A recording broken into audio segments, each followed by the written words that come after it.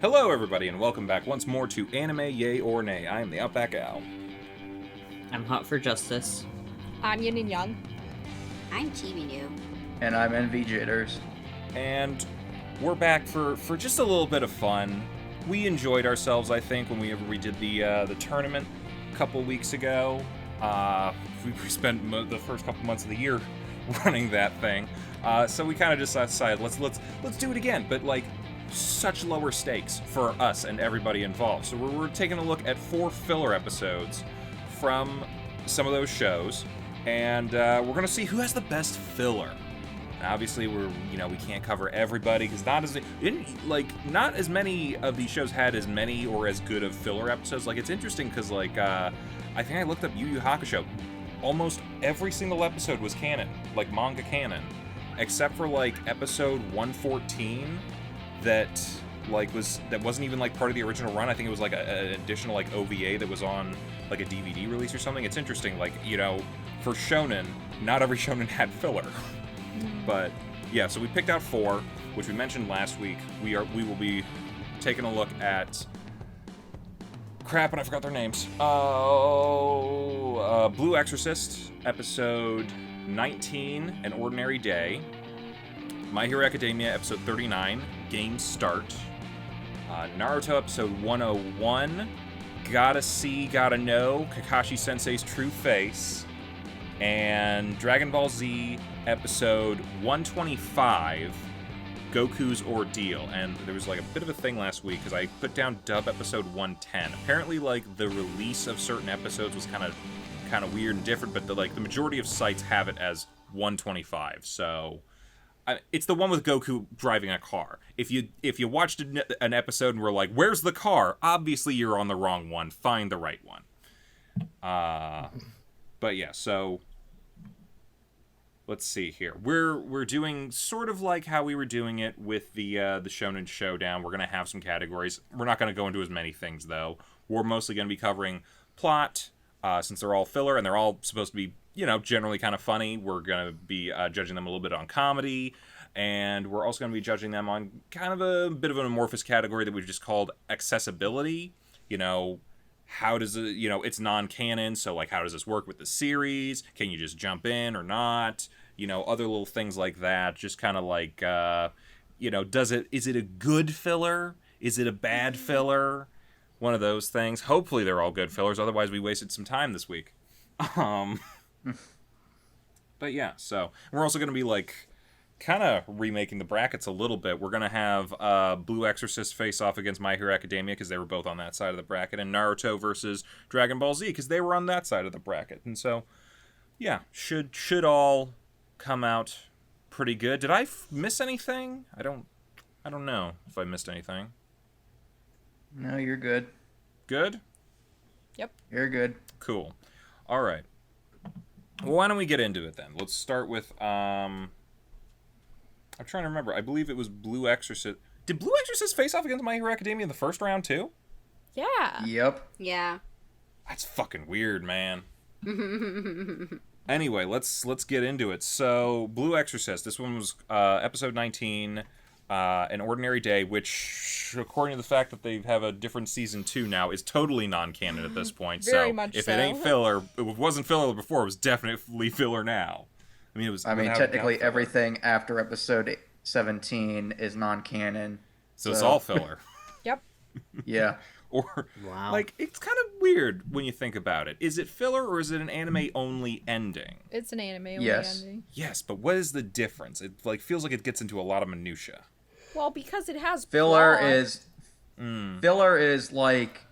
Filler is basically something, whether it be an episode or an arc, that was not in the manga at all, but leads to No. another point in the manga.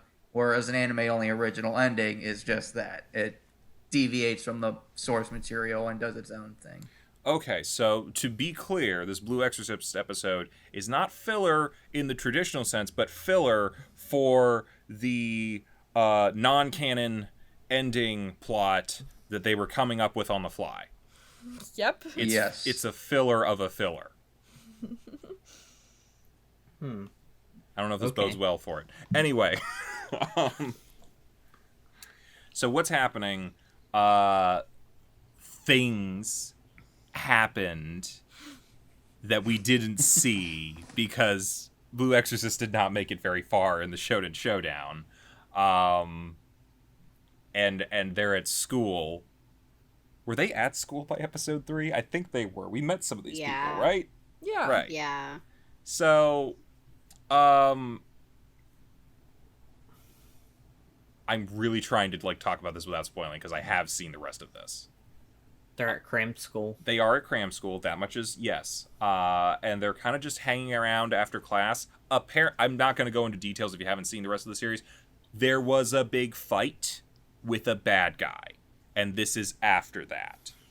So, non-spoilery as I can get it. Anyway, it's kind of like just like that calm after the storm kind of deal, and everyone's just sort of hanging out. And I think it's brought up that what's her face? Polka Brows. Polka Brows is it's her birthday's coming up. What's her real name? Izumi? Was it? Yeah. Okay. Okay. I'm probably not pronouncing that right. I can't pronounce any Blue Exorcist names right, apparently. Or is it just the one? It's just the one. It's just the one. No, Izumi's the right name. Well, at least it's not Shammy. Oh, but Shammy comes up with the idea to celebrate her birthday. And everyone else goes along with it because, hey, they got nothing better to do.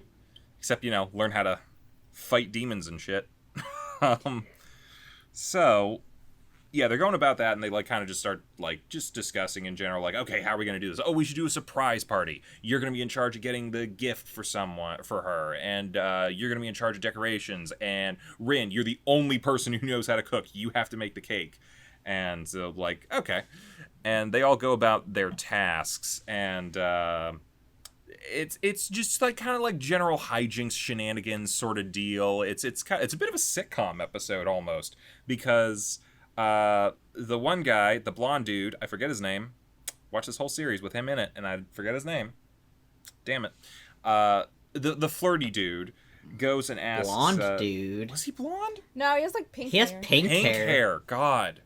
No, his brother was the blonde one. In the second season. I thought he had dark hair. One of them did. He has 2 brothers. Yeah, Irrelevant. yeah, I think his other Irrelevant. brother has blonde hair. Anywho, Pinky, he goes to Izumi's best friend, who we met, and then they left the special training school because of reasons. But he's kind of going to her and being like, hey, I could really use your help. But he's got a very flirty nature about him. And Izumi's seeing that and is like, hold on, what's going on? Is she going out with that dude? Oh my god, she could do so much better. This is bad. I gotta talk to her. And they're trying to go find her a present without her finding out about the party, but she thinks that they're dating and she's freaking out over it. She kind of becomes a little bit of a stalker. It's kind of fun. Mm-hmm. Everyone else is kind of just dealing with, I gotta make decorations, but not have the girl in our class find out about it. And Baldy is having issues with Rin because things from before that don't matter because plot. Anyway, they're making a cake, and it's revealed, Yukio, I believe, reveals to Shammy that him and Rin don't really know their birthday. They were adopted by their dad, and so they're not really 100% sure when their birthday was. Then again, I feel like we kind of have an idea what it should be. Because, weren't they born the night that, a whole bunch of, I don't know if it was brought up. I think, that Blue Night thing, that was brought up in the first episode, right? Was that when they were born, though? Well, that's, when Satan burned a bunch of people alive for, some reason. I'd imagine that's the same day that the Antichrist gets born. Yeah. So when they're conceived. Yeah. So 9 months later. Yeah. It's one or the other. We don't know for sure. No. And neither do they. But they generally celebrated their birthday on, December 27th. They just called it that. And they would kind of just wrap it in with Christmas. So, everyone always had a good time. Everyone was giving out presents. And they always enjoyed their birthdays and that. So Rin makes the cake, doesn't realize that Christmas cakes and birthday cakes are different because he's never seen a birthday cake. That was the best part. And even his brother, who's supposed to be the smart one, is like, holy crap, they are different. I had no idea. How did I live this long and not realize? Like, I think Book smarts are completely different than common sense. yeah. When were they born? They're like 15 now, so... When? Like, when's their birthday? I just talked about this. They don't know. They celebrated Yeah. it with Christmas. Yeah. Okay. Sorry. So- My thing cut out when you were explaining that. Okay, sorry about that. Yeah, they celebrate. They call it December 27th, so they celebrate it with Christmas. So it's always been a Christmas cake, and now they have a Christmas cake. But what do? They need a birthday cake, They and should have everything is going. kept it. It looked good. It looked fantastic, but they give it to Mephisto, and he like has a mouthgasm, which is always fun. Mephisto's always fun, even in short supply. But they make another cake.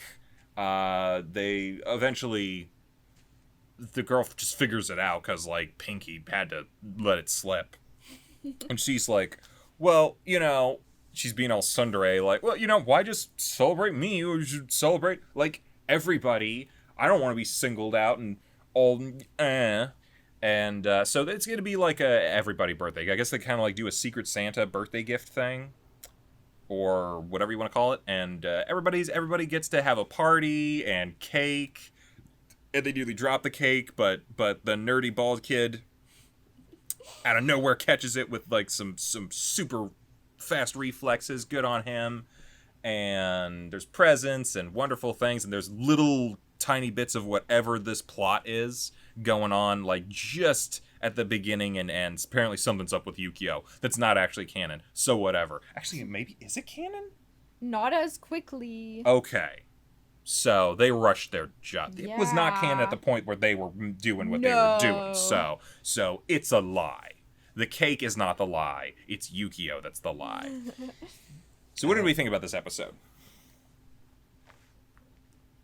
I mean, I kind of liked it because when I watched it, I liked it at the time because I was binging Blue Exorcist after it lost the tournament, and I was really enjoying the characters, and I was really enjoying, their camaraderie and interactions with each other, and it was honestly the last episode before the rest of the season went to shit, to tell you the truth. So, this nice moment they had together, and then the anime original ending really kicked in with the last 6 episodes, and it was like, okay then, at least I have this. I thought this filler was cute. Yeah, it was cute. Or are you gonna say something? Well, I don't know. I don't know. Like, do you guys want to do it the same way that we did before? We just like round robin, kind of like not round robin. That's a tournament style. Just like go around the table with like who thought of what in each category. So like Sure. plot. Yeah, I mean we could start with plot. I think I usually lead it off. So plot-wise, I think this is fine. This is like a good for a filler. It's kind of like a downtime kind of deal, and I think like a lot of the series, for the most part, outside of the school element and stuff, was like fighting monsters and like trying to figure out like how to use your powers properly, stuff like that. So it's kind of nice to have like a little bit of a breathing moment to kind of just like live life a little bit, and I think that's probably why they called it like an ordinary day, because like these people don't have ordinary days anymore. So yeah, it was kind of nice, and like I did like the kind of like 90s sitcom. People don't know what's going on, so they're just like, oh, I don't know. Like they make false assumptions or something about a situation, and that was kind of fun, and just nice to see the characters interact. So I'd give it a yay. It was enjoyable filler plot. The premise is good too. So yeah. Yeah, I don't really like. I mean, I've watched a bit more of Blue Exorcist, but not like up to that point. So I'm not like super sure, like, I guess how much, like, it differs from other episodes, but if it's, like, as action-heavy as you say it is, then I think this is, like, I don't know if action you know... heavy is what I call it, but this was certainly like post big battle kind of thing. Okay. Well, I still think it was like a nice little, like, side thing that they had going on with, like, the characters all interacting with each other. Like, I'd seen them interact a bit more when I was watching it on my own, and, like, the cramped school kids and stuff, like, and I had wanted to, like, see them all interact more, like, in a friendly way, because what I had seen, there was a lot of conflict so far, and I'm sure that conflict, like, starts to go away. I had seen, like, some of it start to, like, dissipate when I was watching, but, like, it's still, like, kind of, like, eh. But, so it's nice to see that, I guess. Yeah, I enjoyed it. Like, I thought it was, like, a cute little thing, cute little episode, what with the whole, like, birthday party, and then Shiemi being like, well, technically this is, like, well, because Shiemi was like, this is kind of for me, because I haven't had a birthday party, like, either, like, or I just want to spend time with my friends or whatever. I think she starts crying again in this episode. She's always crying. And then Izumi is like, well, it's not fair if we just celebrate my birthday. We need to celebrate everyone's birthday. So then it becomes a birthday party for, like, all of them, and then they do, like, a kind of, like, God, what's the term? The white elephant gift exchange thing? That's what it is. I call it Secret Santa. White elephant. Yeah. Yeah, white elephant. And, yeah, I think it was cute. I'd give it a yay. Yeah, I would give it a yay as well. I remember when I saw this show years ago, this was actually one of the episodes that stuck out to me. Like, I remembered especially, like, the cake thing and a couple of the other like, little funny things that happened. I remember also, like, the beach kind of fillerish episode was another one that stuck out to me. Beach episode? You saw it.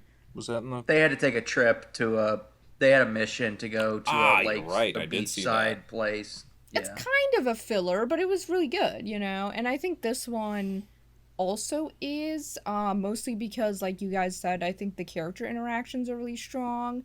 I think whenever these characters just kind of get together and are goofy, it's pretty fun.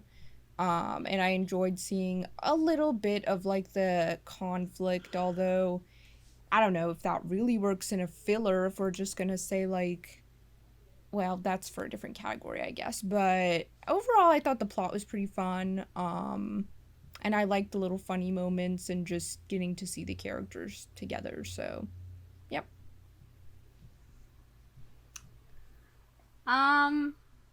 So I think for me, and I'm probably gonna be the only outlier here for this, I'm gonna give it kind of a meh. Mostly just because, like, I've only briefly met these characters because I haven't gone on to watch the rest of Blue Exorcist at this point. So while I feel it wasn't, like, giving me any spoilers or anything, because this episode is really truly like a standalone episode, like, I felt a little bit disconnected because I don't really know any of these characters. Again, because I didn't really go on to watch it. So I feel like I can't really give a whole lot of 2 cents with this one. So, yeah.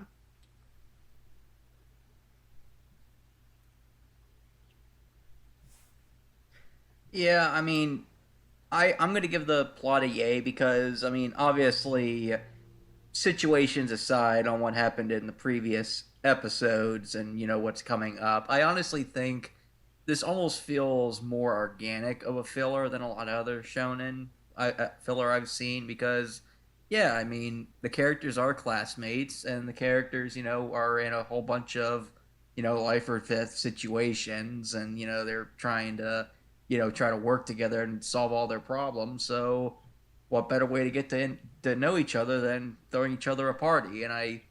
And again, circumstances arise of whether or not it was the right time to do it. But regardless, I think it was for a filler episode. I think it's actually pretty cool, and I'm actually surprised that a story like that, to my knowledge, wasn't in the base manga to begin with. So for that, I'll give it a yay. Sounds like a yay all around. Why don't we move over into comedy? Because funny things happen. Gav, why don't you lead us off on this? Okay.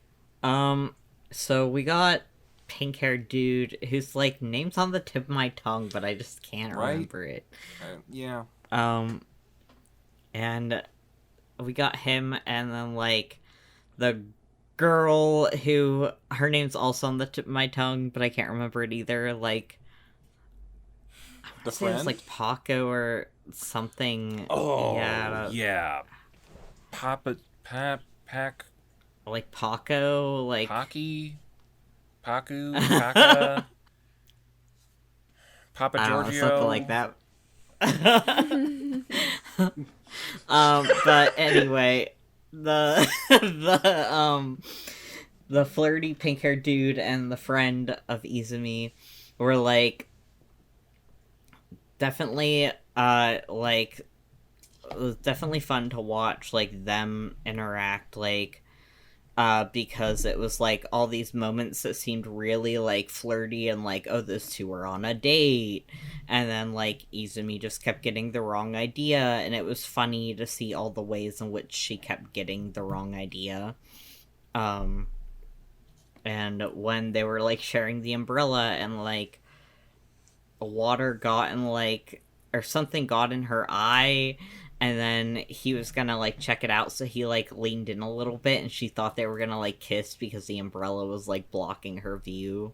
And, like, that was funny. Just, like, her reactions to everything, and how it seemed almost kind of like a rom-com in that moment. That was fun to watch. I guess I'd say the other thing I'd have to agree with, like, Yin with the whole birthday Christmas cake thing. Like, when I saw they, like, did the cake reveal and it said Merry, like, Xmas on it, and I was like, oh no, it's because his birthday was celebrated along with Christmas. And I thought that was a funny moment. But yeah, besides for that, like, I'd say those are, like, probably the most enjoyable. Oh, yeah, also, like, the gifts that they got, which were kind of funny. And, like, the glasses and stuff, like, the funny glasses that, like, Yukio got, that, like, he was like, oh, they're perfect for you, and then he, like, tried them on, and it was just like, okay. I don't know, those are some funny moments, but I enjoyed it, you know. Yeah, I don't have much to add, actually. I kind of agree with everything Gav said. The Christmas cake was definitely the highlight for me, but there were, I think, a lot of other funny moments, too, especially with the Izumo, whatever her name is.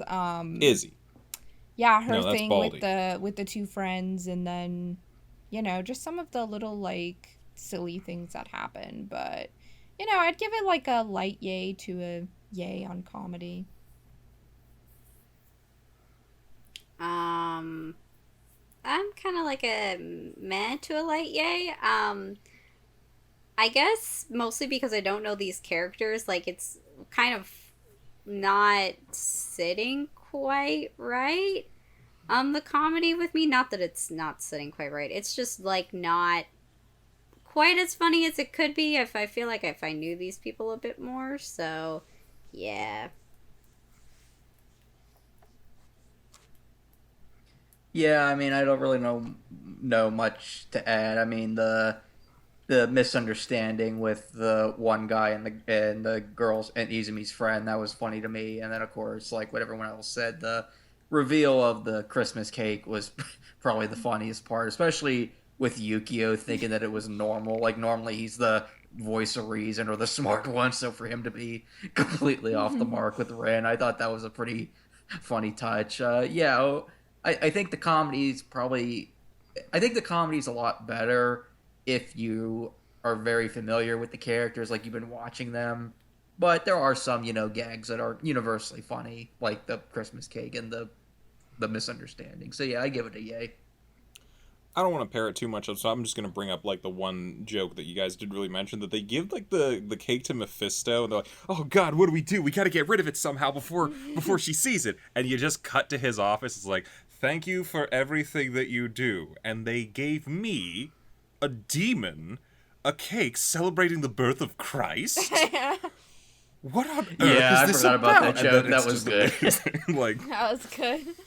any little bit of that guy is fun, so... yeah, I give this a yay.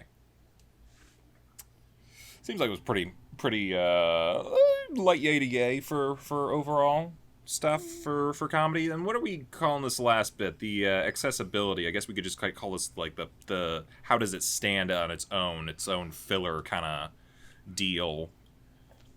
Yeah, best of luck.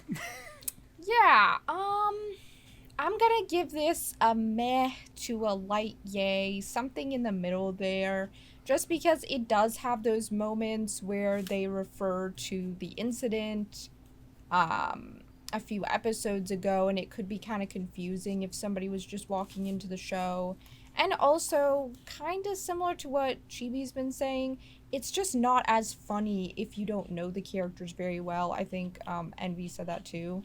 And I kind of agree that, like, I think a lot of these things are funny because of what I know about the characterization already. Just like the thing with Yukio being, like, kind of naive about the cake too was funny because I know Yukio. But if I didn't, I probably wouldn't have found it as funny. So I think if you had never seen, like, even a single episode of Blue Exorcist, it might not be as good as I think it is after watching the whole show. So I would, in terms of just accessibility, probably, like I said, between meh and light yay. I'd also agree with that. Meh to light yay as well. Mostly just, again, not knowing characters. Like, as a standalone, it can stand on its own, but it really lacks depth if you don't know who the characters are, so... Yeah, I mean, I guess this is kind of like one of the one thing. I guess this is kind of like the one thing where this episode kind of falters because again, it's a good. I'd say it's a pretty good episode, regardless of not if it's filler. But if you're like, hey, watch this random episode of Blue Exorcist because it's shorter than a lot of shonen, all the episodes tend to be more focused on the plot, and so if you go into this episode blind, you're like, wait, who are all these characters and stuff like that. Whereas with some of the episodes we'll see later on in this competition, you can generally watch it if you haven't seen the show in a while and just think, yeah, this makes sense in its own weird way. So I'm kind of a meh on accessibility. I feel like I gave this a light yay. I think it has like very short moments at the beginning and the end where they're kind of like hinting at whatever the plot is for the second half of the show. And they do bring up some stuff, so it's like very clear where it's going to be. You can't just like drop people in at any given point in time. And yeah, accessibility, again, this kind of thing where like you don't really know the characters that well, but I still feel like it holds up, especially because like the comedy that they're kind of using, it's a little more universal. Like everyone's seen a story of like a friend who thinks something's going on when something's not. I feel like it's like from that point it's accessible enough that like I could watch this, maybe not love it, but I could definitely still find myself enjoying this even if I didn't know everything about this. So I'll give it a light yay. I mean, I'd probably give it a light yay too, just because I mean, I still think it's funny, like, antics, even if you don't really, like, know much about the characters. I mean, it's just, like, the cake might, like, fall short, like, if they hadn't explained it, like, Well, they explained it in that episode, like, with the whole Christmas, like, birthday thing. So, like, you could still kind of, like, get the joke from that. And you don't even really have to know much about the dude being, like, flirty or the, like, eyebrows girls, like, her personality to, like, know that it's, like, she doesn't want her friend to, like, be with this flirty dude. I don't know. I still think there's, like, some stuff that you could just gain from it and think that was, like, enjoyable if you hadn't seen it, so... But that's just my opinion, I guess. So I'd still give it a light yay. I'm looking kind of into the meh to light yay area for that particular category. Why don't we talk about its contender, My Hero Academia. It's the opening of the 3rd season, if I'm not mistaken. Episode 39, game start, and let's see here. How do I describe this? Funny enough too. Before you get to the plot, it's interesting. Starting with season 3, and continuing through season 4 and 5. For some reason, I don't know why. Maybe this is because like a corporate mandate for a set number of episodes, but every season premiere since season 3, they've had a filler episode. They could be in the middle of an arc, but yet they have to have a filler episode. This was just the most entertaining out of the 3. I think it's more of a recap episode. Because yeah, it's 100% a recap episode. This is not a filler episode at all, in my opinion. No. Yeah, honestly, I was gonna say the same thing. Like, filler episode, don't you mean recap episode? Yeah, this is 100% that.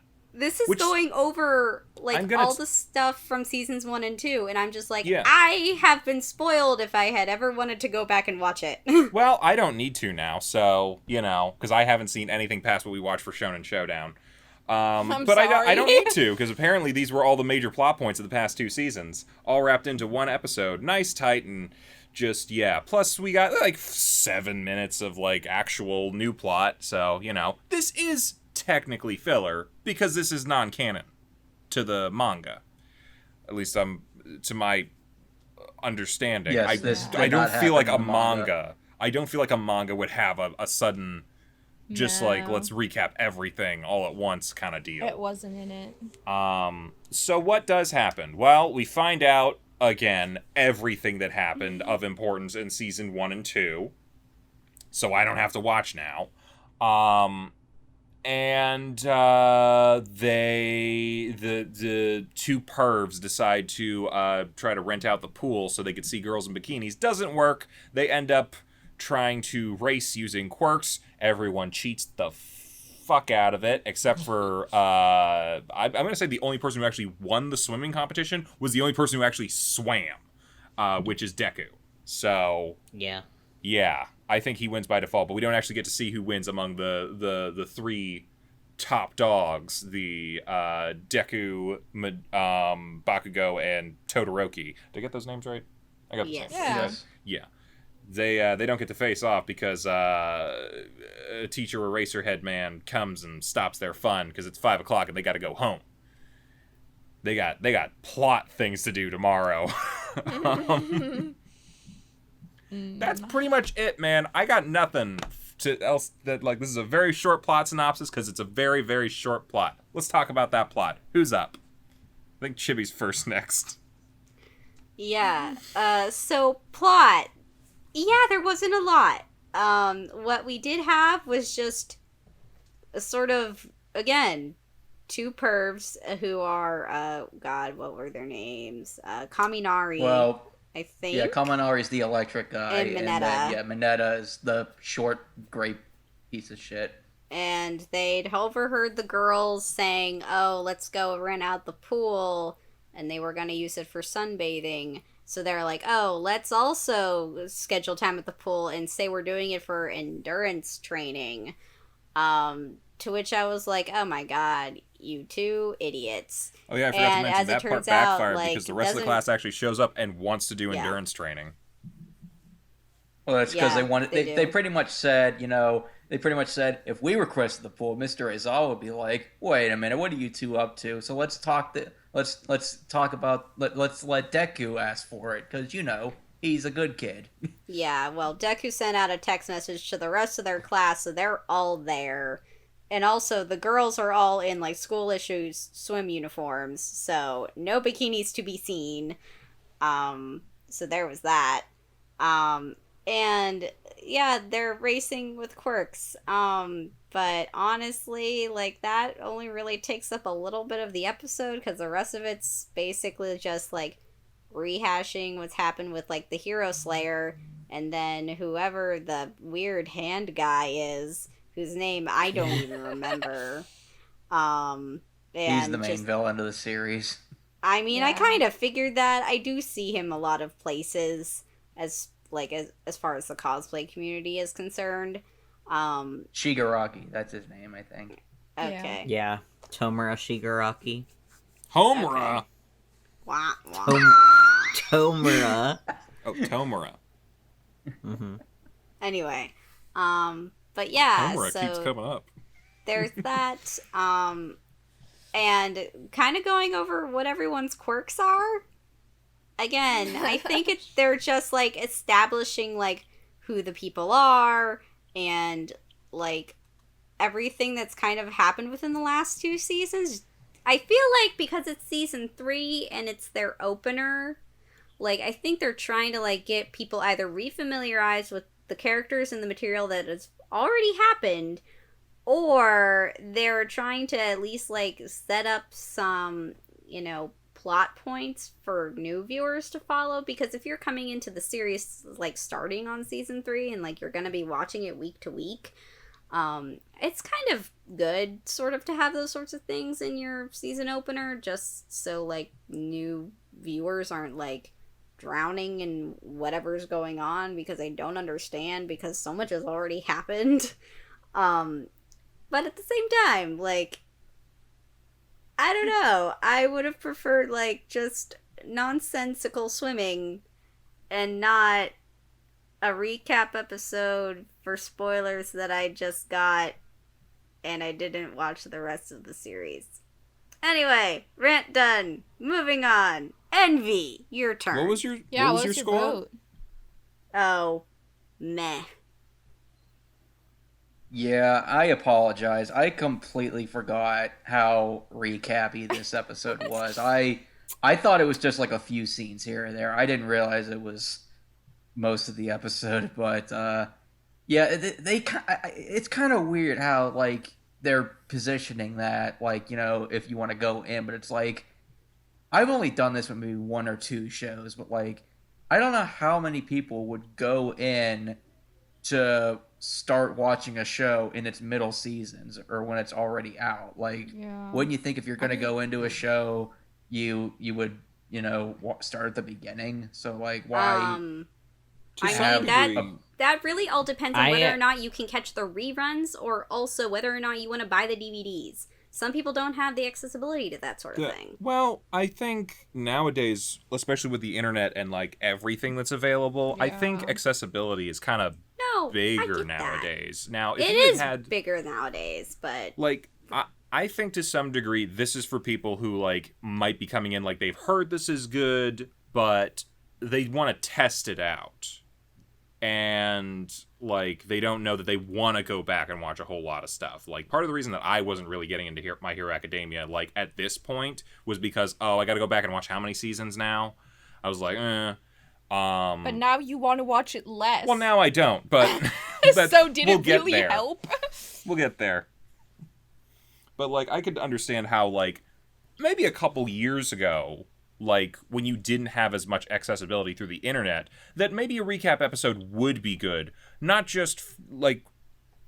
Well, maybe it would especially be good for, like, long-time viewers, because, like, if you're watching week to week, it takes you half a year to get through 26 episodes. Like, that's true. and if you're, like, in your That's third what I was season... gonna say. It might have been, like, almost a year, maybe 2 years since the beginning of the series. You might, like, not have watched it that much, like, in Exactly. retrospect. So, yeah, I don't entirely know that recap episodes really work with modern anime, but I definitely see what their purpose was, probably back when when there wasn't as much accessibility.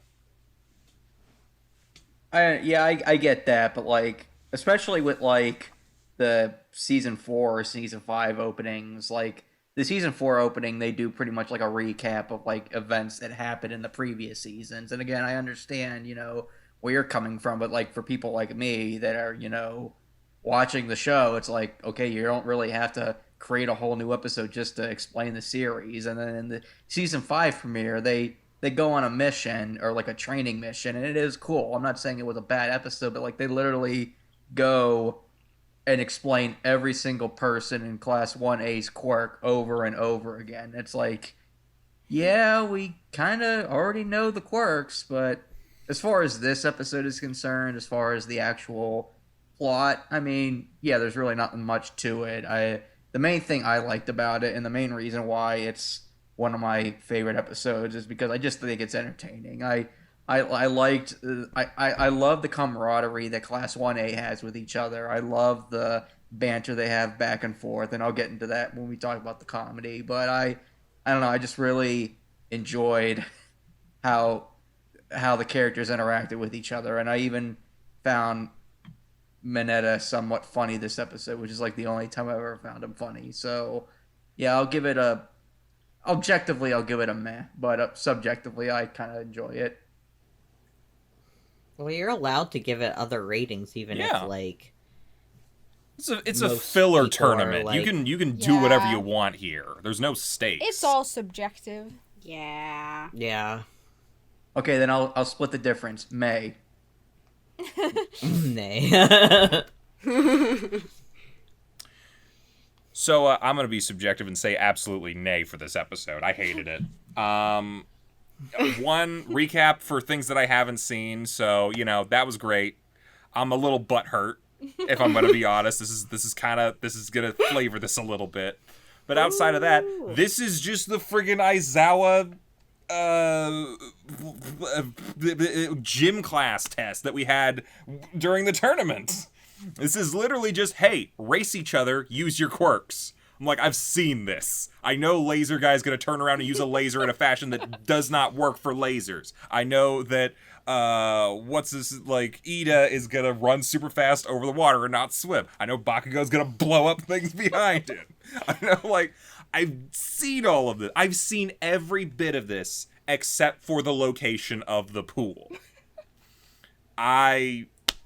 This was a waste of time. I'm sorry. I did not enjoy myself very much. Tell us how you really feel. I am so butthurt.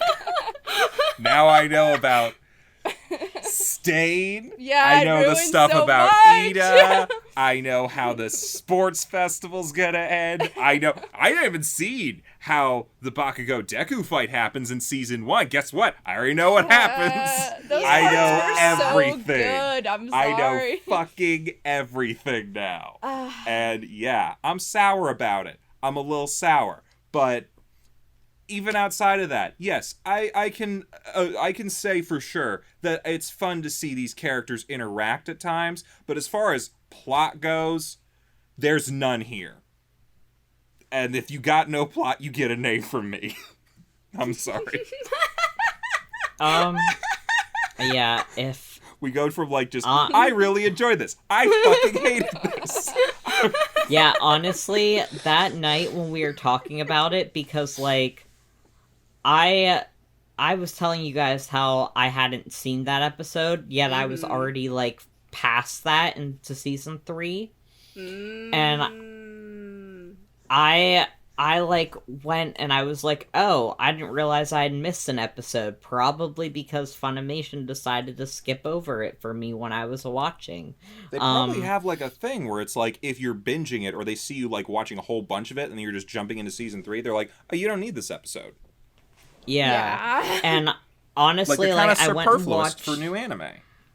Yeah, I went and watched it that night, and I was literally about to message the like group and be like, this isn't filler, this is recap, don't watch it, because I knew you were gonna react poorly to it, Al. I was like, oh no. I was like, everyone's gonna fucking hate this episode. I was like, this is not the episode to watch if you haven't seen like a majority of, you know, the show. Like, this is not the episode to watch. Like, there's no plot. It's not, like, even a funny filler episode, in my opinion. And, like, I love the series, but, like, it's not good. It's not, like, gonna do anything except spoil it for you. And I was so tempted to be, like, to message the group chat and be like, let's should have, pick a different episode. At that point, though, we'd already announced that it was going to be the one. Because there are other episodes. Yeah, because, like, honestly, there are other episodes that they add into the series that aren't in the manga that, like, aren't necessarily filler episodes because they do still have some stuff to do with the plot, but they're, like, still not in the manga. Like there's, I'm not gonna spoil what happens, but there's I mean, go ahead. It doesn't really matter to me at this point. There's this they do internships, and they basically are like, oh, like, we're gonna make something up that happens in one of the girls' internships, just so you can, like, get a taste of, like, what's going on. So they show you, like, Suyu's internship. And it was a really fucking good episode. Like, it was, like, completely anime original episode, not in the manga, and it was really good. And I think if we were to watch any episode, it should be that one, because it didn't spoil, like, you know, any of the rest of the series. It was actually, like, you know, parts, like, humorous, but also, like, badass and stuff like that. And I honestly wish we just would have watched that instead, because I was like, wow, even me being, like, really into the series did not enjoy this, like, first episode of season 3. Like, this is not a filler episode. This is just recap with, like, let's throw in, like, whatever, however many minutes, like, little time possible at the poll. And yeah, it's just gonna be, like, the same kind of, like, quirk uses we've seen before. Like, they've learned, like, more about their quirks from the sports festival, like, and being at USJ and stuff. So that should have been, like, and their internships too. Like, they had learned so much more about themselves and how to use their quirks before this. Right, that like Todoroki realizing that he's not his father and that his quirk is his own, and, you know, that he can use his firepower instead of just using his ice, which would have been amazing to just see in context. Yeah, it was. yeah. But I'm sorry. You know, it's actually, like, I know I'm both angry, but I'm also like, this is just kind of funny to me. I don't know, but it like, no, I'm sad because I feel like you're not gonna watch it or want to watch it because you're so salty. It's still on my list. Like, it's still on my list. Here's the thing. I've had plenty of times where I have heard plenty. I absorb a lot of things through, like, nerd osmosis. I know a shit ton of stuff that happens in a bunch of shows I haven't even watched yet. My hope is that no matter what I've already heard, seeing it in context and seeing it executed properly, which I'm hoping that it is more than enough to still allow me to enjoy it. And most of the time, if it's a good show, it is. And if this is a good show, it'll still wow me when I see it. So, yeah, I watched the Breaking Bad series finale with my roommate freshman year, and I'd never seen Breaking Bad. The series still works. Yeah. Yep. But yeah, so I also have to give it, like, a nay just because there was no plot. Yeah, I'm sorry. I wish we would have watched a different episode. You know, I didn't realize, Gav, that Asui episode was a filler. I just assumed that was part of the manga with her internship. I did not realize that was anime original. If I would have known that, I would have suggested that episode. Yeah. I probably would have enjoyed that. Yeah, that one's pretty good. Yeah. This one, yeah, I was also pissed about it. I had never watched this episode because, like, anytime I see anything even vaguely like a clip show or a recap, I always skip it because I absolutely can't stand those types of episodes. So, naturally, I did not enjoy this. I think the pool stuff was fun for what it was, but I almost feel like it could have just been a short, you know, or something like that. I Or don't maybe know. expand it. Make a whole episode out of it. I feel like, I don't know, I expected like a beach episode or something, but like the time I got reincarnated as a slime OVA, like something like that. But yeah, I didn't really get much of anything out of this. I honestly feel like it was a bit of a waste. Even though I love My Hero Academia, I mean, it's a great series, but not this episode. So I'm gonna go with Al and Gav and give it an A. Them some pretty low scores for plot. Well, I mean, it's- there's not much to work with.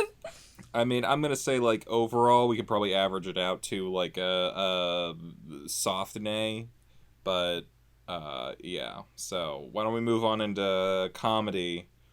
Envy, I think you're leading us off on this one. Well, I mean, going based off of everyone's scores from the last round, I guess we can assume never trust NV Jitters' judgment ever again when picking something. So Hey now, you had plenty of good calls on stuff before. You just forgot what this episode was about. yeah. happens. Well, they always say that comedy is the most subjective thing because, like, obviously, you know, everything's subjective. You could say whether a plot's good or vice versa, but obviously comedy is the most subjective thing because, well, people have different sense of what they find funny. I imagine I'm going to be the outlier in this, but I honestly laughed a lot during this episode because when I first watched it years ago, I was like completely hardcore binging, like even more than Gav's doing right now. Like I watched the first 3 seasons and the first movie within in a month. So like it was just like back to back to back to back. So like I was really absorbed with the characters and how they interacted with each other. And so I just found it entertaining. Yeah, it was technically kind of the same as I was training, but it didn't really feel that way to me. It was just more of them being teenagers trying to mess with each other because like up until this point, I couldn't stand Bakugo, but yet I have to admit when he cheated right at the very beginning, and he just went burst speed turbo, and then Sarah and Kirishima were like, "What was that? You didn't even touch the water. It's called freestyle swimming." I cracked up at that, and then whenever. When I don't know, I just found it amusing. I don't know why. Maybe it's just me. And then like the ultimate ball buster at the end, where like it was gonna be Deku, Todoroki, and Bakugo against each other, and then Aizawa ruins the moment, and everyone's like, "Come on, just let him finish." And then Aizawa was like, "Are you questioning me?" No, sir, right away. I don't know. I kind of found it funny, but yet again, I feel like I'm gonna be the very odd outlier in the room, so I'll just take cover in the corner. May. I'm a meh here. I think when it's doing its own thing, it's having actual stuff happen and not being a clip show, it works. And it's funny. Yeah, the plot is a complete recap of a thing we saw before, but the jokes still land. The character interactions still land. I find Ida funny. I find the interactions between a lot of these characters funny. I like him just sliding on that like pool divider, hilarious. Naval laser, funny. Bakugo, the whole that is definitely a form of freestyle. That is funny. Even like the pervs getting like, you know, having their entire plan backfire, funny. Problem is, it's only for like 7 minutes of this 25-minute episode. I'm like, if this had been a whole episode, just with the pool and shenanigans, or like you said, a beach and a bunch of shenanigans, because like I think the beach does actually allow for like a couple more possibilities for things. I think that this could easily have been a yay across the board. I'm seeing like everything that I should like about this show. It's just doing things that I don't think work for modern anime anymore. And that's just like the recap stuff. I don't think we need it anymore. I really don't. But yeah, for what it is, Well, I have to a lot kind of anime nowadays, what they do is that they don't do they do what's called like in a lot of modern anime, they don't count recap episodes as like numbered episodes. They have like basically Okay. a lot of times when anime are like behind production schedule and they need an extra time or an extra week to, finish an episode, they'll do a recap episode that's not part of the numbered list. And so fans know to basically, skip. It's a recap, it's and that's totally fine. Like again, I think we mentioned earlier, like if you are watching this purely on TV, you don't want to access the internet, you don't want to buy DVDs, you don't want to do like anything like extended beyond I'm going to watch this at this time on this week on this day, blah blah blah. Maybe this is good for you. Maybe this is a good episode that kind of recaps because, it's been a while since you saw some stuff. It's probably been at least a season since the last season, and probably even further since the first season. I'm not saying it's not great, but like for a lot of people, I feel like a lot of anime fans, especially over here, we're watching it online. We have it like on demand. It's ready to go like as soon as we want it. And like, yeah, even if you're watching simulcast, yeah, there is week to week stuff, but I don't know, man. I don't know. And as far as plot goes, and we're not on plot, but I talked about that. But it kind of is detrimental to the comedy because the comedy is very start and stop. Because I'll be honest with you, those recap sections are not funny. They're just recap. Like, I'm like trying to think of like what show has had a good recap episode, like ever, and only two come to mind. It like Avatar and Legend of Korra. Both of them had recap episodes. I'm gonna say Ember Island Players, funny episode, fun way to do a recap. Yeah. Have the story told by terrible storytellers. Why not? That was fun. That was a good episode. It was especially good because it was like a nice little light, calm before the storm moment because right after that is Sozin's Comet. Legend of Korra also had a recap episode. Not as great. Only a third of it is great because that's the point where Varric tells the story and it's the same thing. It's just a funny character retelling what happened completely inaccurately. But it does remind you of what happened, but it also gives you a bunch of laughs because, it's Varric. He's like the best character in that show.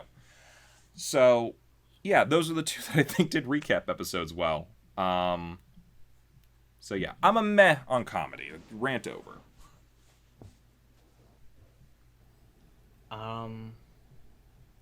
Yeah, I don't know. Like, I guess I can see what you mean by, like, the whole... When Bakugo started, like, using his quirk and then they're like... That's not swimming, and it's like, it's freestyle. Like, I kind of got a little chuckle out of that. But, like, besides for the rest of it, I don't know. I just didn't think it was, like, funny, probably because it was too short and there wasn't enough content to, like, I don't know. Like, I enjoyed what I saw. Like, I would have liked to see a whole swimming episode. If they, like, would have just done that, I think it would have been a lot better. None of the recap stuff involved. But, like, I don't know. Like, the whole thing to me is just kind of like, meh. Yeah. I would also probably give the comedy a meh. Because I I did like the little bits of original content. Like I said, if it was like a short or if it was expanded into a full episode, I would have absolutely enjoyed it because some of my favorite parts of My Hero Academia are when they're just like doing nothing. Like I love that dorm episode where they're just like checking out each other's dorms. Like that's probably one of my favorite parts. I just like all those like down moments or like those characterization moments. So I enjoy that a lot where they're just kids being kids, but it was all the other stuff that just dragged it down. So even when I was like kind of chuckling, it was like, okay, the next scene's gonna be a recap and then I'm gonna be bored again. So it just got bogged down by that. But I would still give it a meh because I thought the comedy was good when it was there. So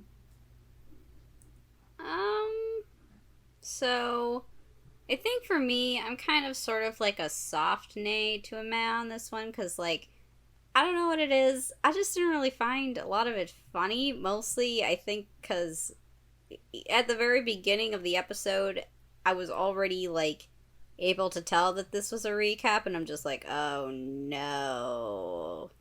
But I think the thing is like, if you're gonna do a recap episode, there are better ways to do a recap episode, as we've been saying. Like, not even so much, like, with a funny way of retelling it through, like, absurd characters, or, like, people telling it completely incorrect or whatever, or, like, being, like, a play that's kind of, like, a bit of a satire. Like, I feel like if you wanted to, like, just weave in some of the recap stuff into, like, the lines for the episode, I feel like that could have worked as well. Or also, like, in order to establish their superpowers, like, the kids are all at the pool, or you could have taken the kids all to the beach, and they're all using their quirks, and you don't have to explain exactly what the freaking quirk is. Or if you're going to explain it, just, like, talk about it in a line or something.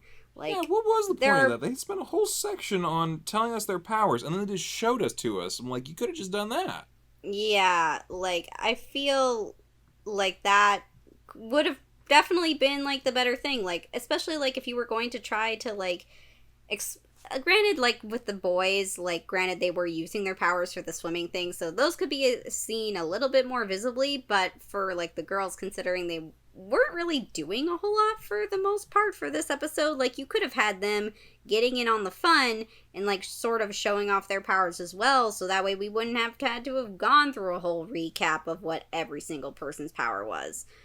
And, like, granted, this isn't really, I guess, part of the comedy stuff, but more of, like, the recap-y thing, but again, this was a detriment to the comedy, so I wasn't really having a lot of fun.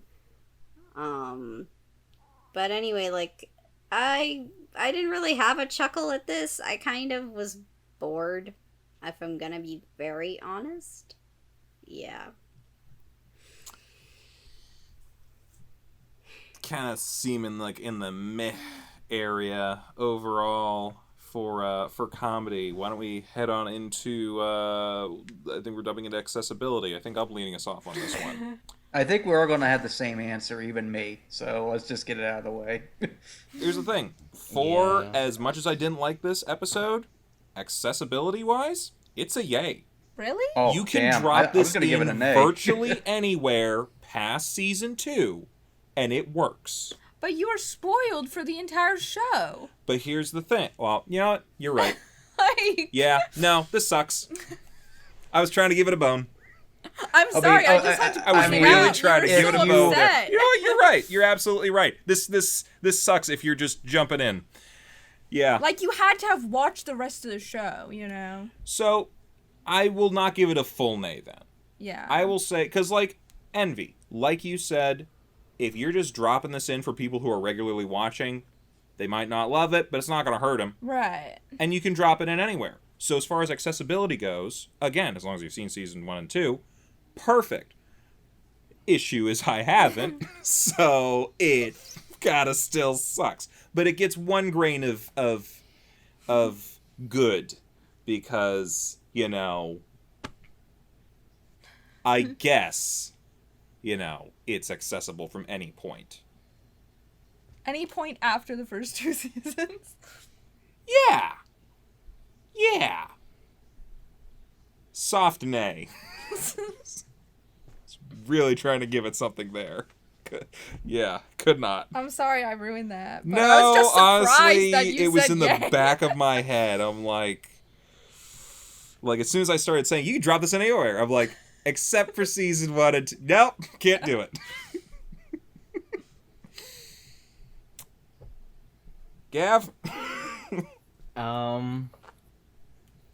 I mean, I feel like I already talked about, like, I feel like when we talked about all the other categories, we already discussed this one. I mean, if you just want to drop your thing, just, yeah. So, I guess I'd give it, like, a mid to a nay. Yeah.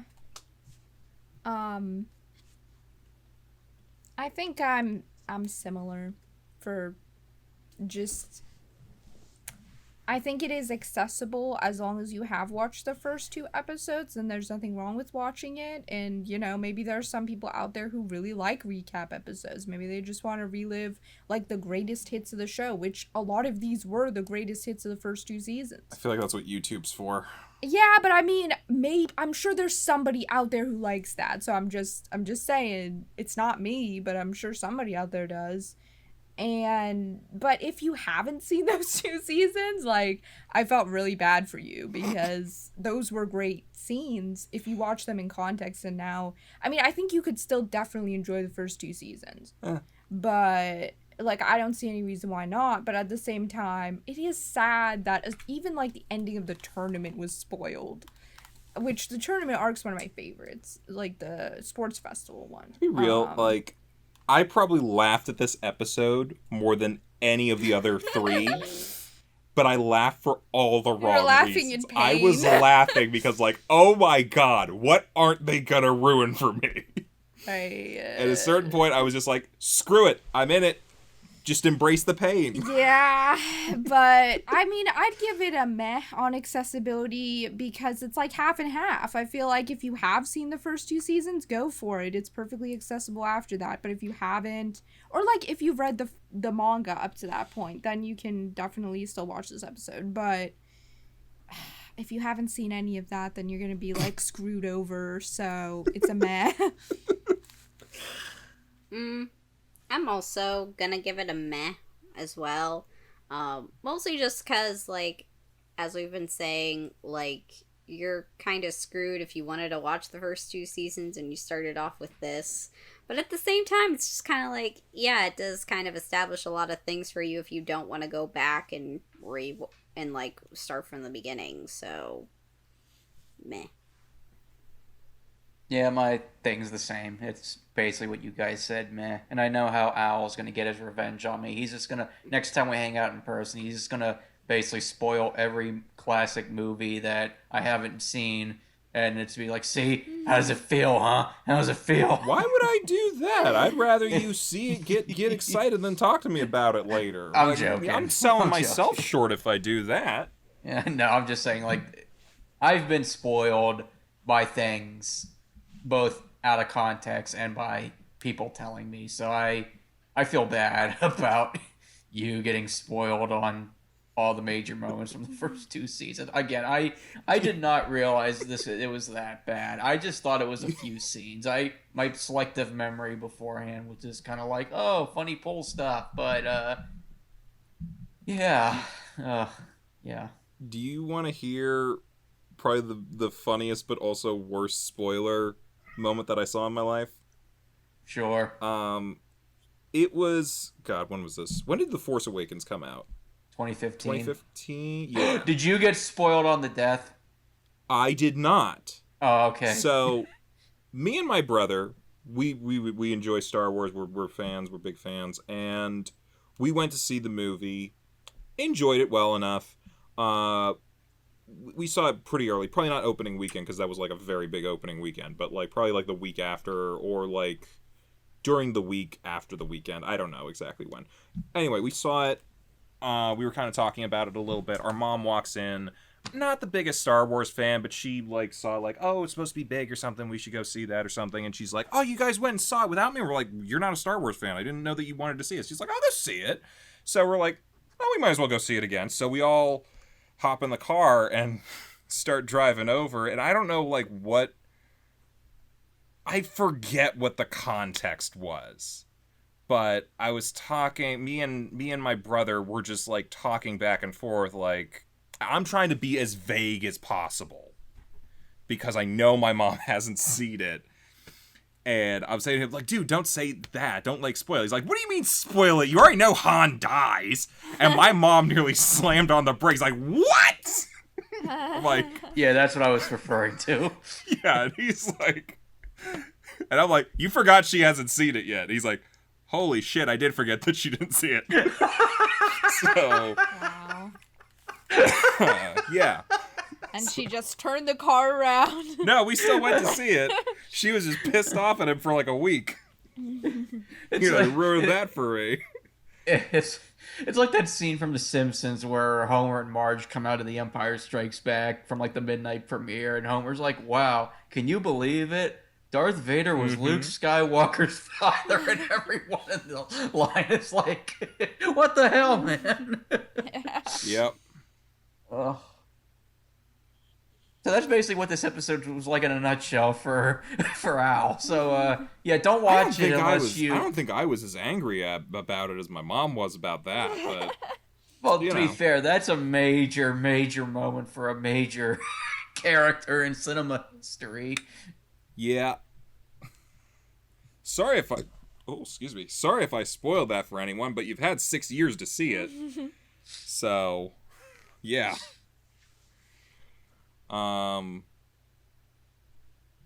Okay, I think we're done with that. So let's fight Blue Exorcist My Hero Academia. Who's up Yeah, first I for- really don't for think there's a plot? point.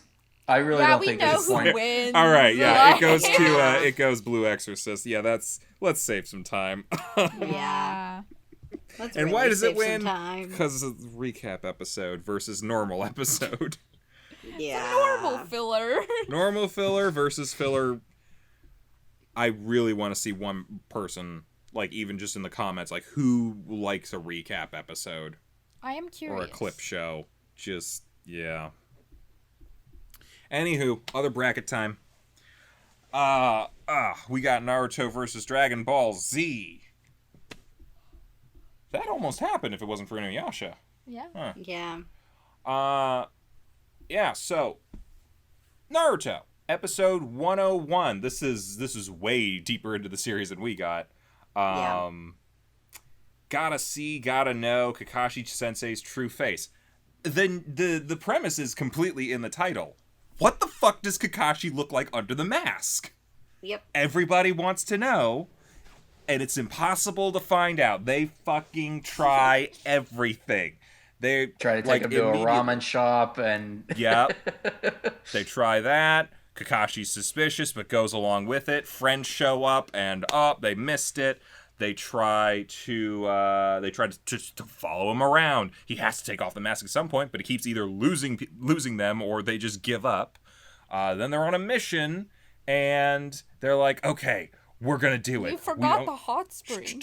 That's on the mission. Oh, That's right. on the It mission, is. remember? On the way, they go to a hot spring. Like, he has to yes. take off the mask in the bath. Probably. Nope, he wraps a towel around his face. Why would you do that? You know, having a hot towel over your face can actually, like, help, like, I don't know if it's exfoliate or, like, It open helps pores your or something. pores. Like, yeah, does stuff like that. He's very conscious about his, the Mysterious man. health of his facial skin that he never shows to anyone. Well, Yeah. I mean, Really if he likes- doesn't and he- do that, he's probably gonna have mask knee. Let's be real here, because Oh. we've all experienced it at this point. Yeah, he probably does. That'll probably he's help into a lot. movies apparently, like corny movies or Yeah. whatever it was. It's an erotic Uh-huh. thing. That Yep. book he's always reading is like a erotic novel. Uh-huh. He's into romance novels, pervy romance novels. And apparently one's getting made into a movie. What kind of movie and the rating we don't know, but it's gonna be made into a movie. Anyway, they're gonna go work on a farm. They're trying to find his face. Meanwhile, there's other ninja from some random village who have a history with Kakashi, and they're trying to kill him! And failing miserably!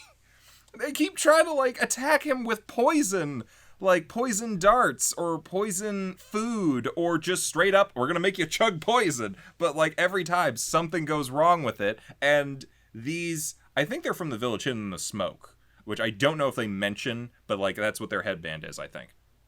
It's a very small, no one gives a shit about village. You will never see them again. And of course, you know, who else to play the villain of this episode but the guy who's playing the villain in every other episode, Steve Bloom. Wait, that was Steve Bloom? That was Steve Bloom. Again. He's How do I Zabuza, keep missing he's him? Orochimaru, he's... How do I keep Every missing villain. him in these roles? Hey, the man has range. He's been working for a while. He has to. I don't know. Yeah. As Zabuza, it's very easy to tell that is Yeah. Steve Bloom. Yeah. Orochimaru is a little more difficult, but like... Yeah. I didn't notice You that can one you at can hear it first. if you've like heard enough of his roles. God, what else? Yeah, he beats them all up again. Doesn't even remember them at all because that's Kakashi. You guys Well, have let's not to mention, seen... too, why they want revenge. They Yeah. were going to... The guy was kind of doing some Yeah, he was uncomfortable stalking things some with girl and yeah. tried to get her to marry him, and then Kakashi just comes randomly out of the bushes reading another porn book. Why were you in the bushes, by the way? I know you're a ninja, but why were you in those bushes? And he's like, hey, she's not interested, dude. Get over it. And they try to fight him, and he just kicks their asses. Because he's Kakashi. You guys have not seen as far as me and Yin have. This is such a good Kakashi episode. Yeah. It's actually... I'm getting ahead of myself. Yeah, I feel like so... every Kakashi oh, episode's a good But Kakashi episode. wait, we haven't gotten to the most important part. By the end of it all, after their last attempt to get him to show his face by stealing the uniforms of 3 bad guy ninja that they didn't even know were following them, and trying to confront him to get him to take off the mask, and he beats them up. At the end, they're just like, Kakashi, we were just like, what's under your mask? He's like, oh, you want to know? Yeah, you should have just asked. Here you go. Under my mask, there's another mask. Isn't that cool? I didn't So, realize that's yeah. where that meme came from, to tell you the truth. Yep. There's a lot of memes that came out of Naruto.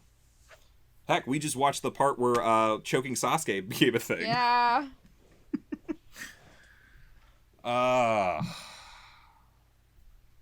So plot. Who's leading us on this? We kind of skipped the whole showdown part of the last time. I think it's Gav's turn. Gav, what did you think of the plot? Oh man. Well, the plot, find out what's under Kakashi's mask. Pretty solid. Holds up. I mean, that's what they were doing the whole episode, just trying to find out what was under Kakashi Sensei's mask.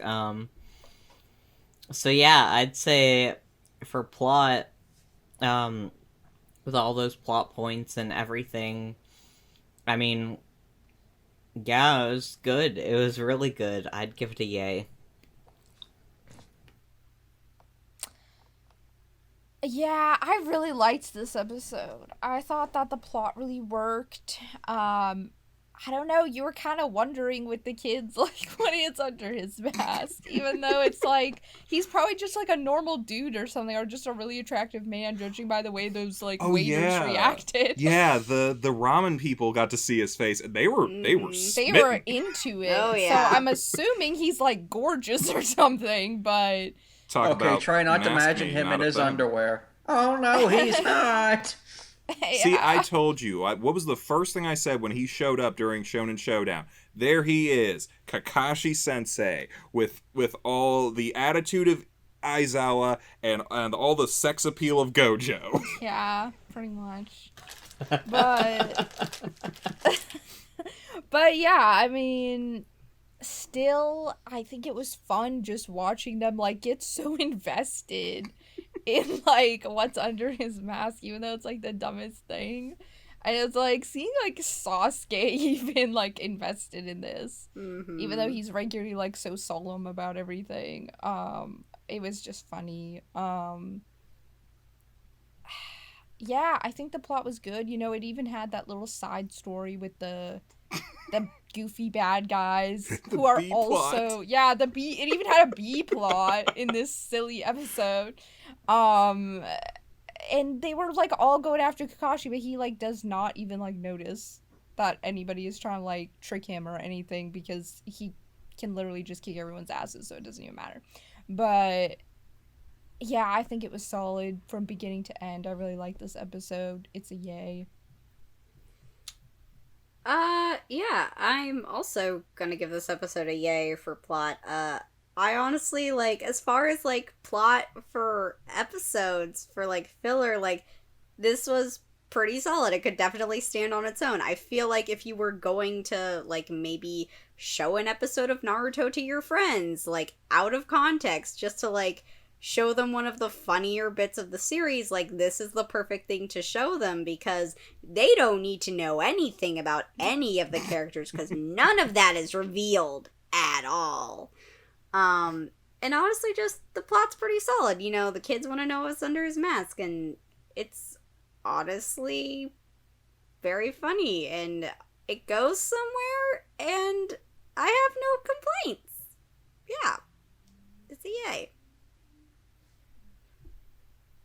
Yeah, I pretty much, not to parrot what everyone else was saying. I mean, this was definitely the most fillery of all the filler episodes we've seen. Even the Dragon Ball Z episode, which we'll get to later, it had somewhat of an importance on the plot, but not really. This one, yeah, like Chibi said, there was no point. It was just let's see what's under his mask. But you know what? It worked for what it was, and yeah, it was entertaining from start to finish. And yeah, I really don't know what else. I really don't know what else to say. So yay.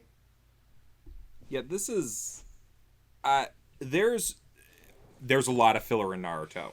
We were talking about like some shonen has none. Naruto has whole swaths, and I'm gonna say the majority of them are fucking skippable unless you're really into the characters that they're about. There's like 3 standalone episodes like this in the series that are just like, let's just have fun and have comedy, and this is probably the best one. Yeah, the premise just very solid from the very beginning. Like, I think this does work better if you do know the characters a little bit, which we all kind of do at this point. I know me and Yin definitely do. You guys have seen at least 13 episodes. You have an understanding of the characters, but even if you don't, it does still kind of work. You can kind of tell who everyone is and where the comedy is coming from their interactions and everything. So, I feel like I'm talking a little too much about comedy plot-wise. Yeah, like, so many, like, different just... We were talking about, like, shenanigans and stuff, and, like, scenarios and premise and stuff with, like, some of the other shows. There's so much going on here. Just so much stuff. Like, whether it's the schemes the kids are up to, or the murder plot that came out of nowhere, or just, like, everything else. Like, this is just solid. Just so solid. And, like... Yeah, I'll talk about comedy later. Yeah, I'm a yay here. Yeah. I mean, it sounds like yay's all around. So, Yeah. Yay for plot. How's the comedy doing, Yin? Oh, I'm first. Yeah, Gav, you were first to last, right? Yeah. Yeah. Okay. I mean, I thought this episode was really funny. I laughed a lot. It had some really good just gags of like them just utterly failing at figuring out what their teacher looks like under the mask. And it was just funny the whole way. You know, the silly villains were funny too. You know, and sometimes those characters can be annoying, like those types of characters, but I thought it was funny for just a one-shot thing. You know, it's not like they'll ever come back. So I think it really worked here, especially beside the kids' shenanigans.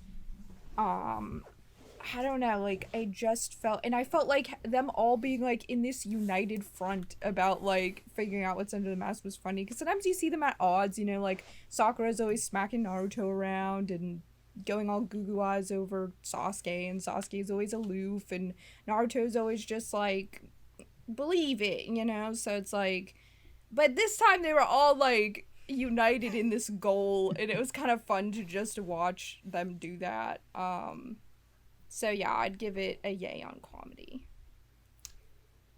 Yeah, I would also give it a yay on comedy. The shenanigans were fun to watch. The faces that they were making throughout the entirety of this episode were just so funny. Honestly, like, even though a lot of the footage, like, we got to see, like, the three of them in that one street, like, plotting how to, like, get the mask off his face, like, 3 times. I still don't care. I still thought it was pretty funny. Especially Naruto with that weird, like, squinty eye cat mouth face. Like, I just was like, what is this? Especially because the animation, I guess, is, well, this is like, what, season 4?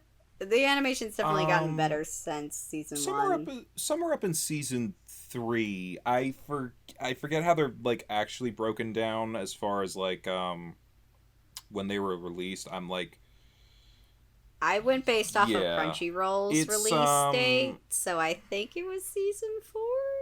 I don't know. If we're going by openings, it definitely uses the 4th opening. Yeah. So, yeah. Anyway. But yeah, I thought it was goofy. Out of everything we watched, I think this was the only thing that actually made me laugh. So, yeah, comedy gets a yay. Yeah, I really don't know what else to say. I thought 99% of the jokes worked for me. I was cracking up throughout most of it, or at least finding it amusing. I didn't like the Sakura simping for Sasuke bits, but I kind of assume that's just her character, so... Yeah, that's not a it's bit. always there. That's just always a thing.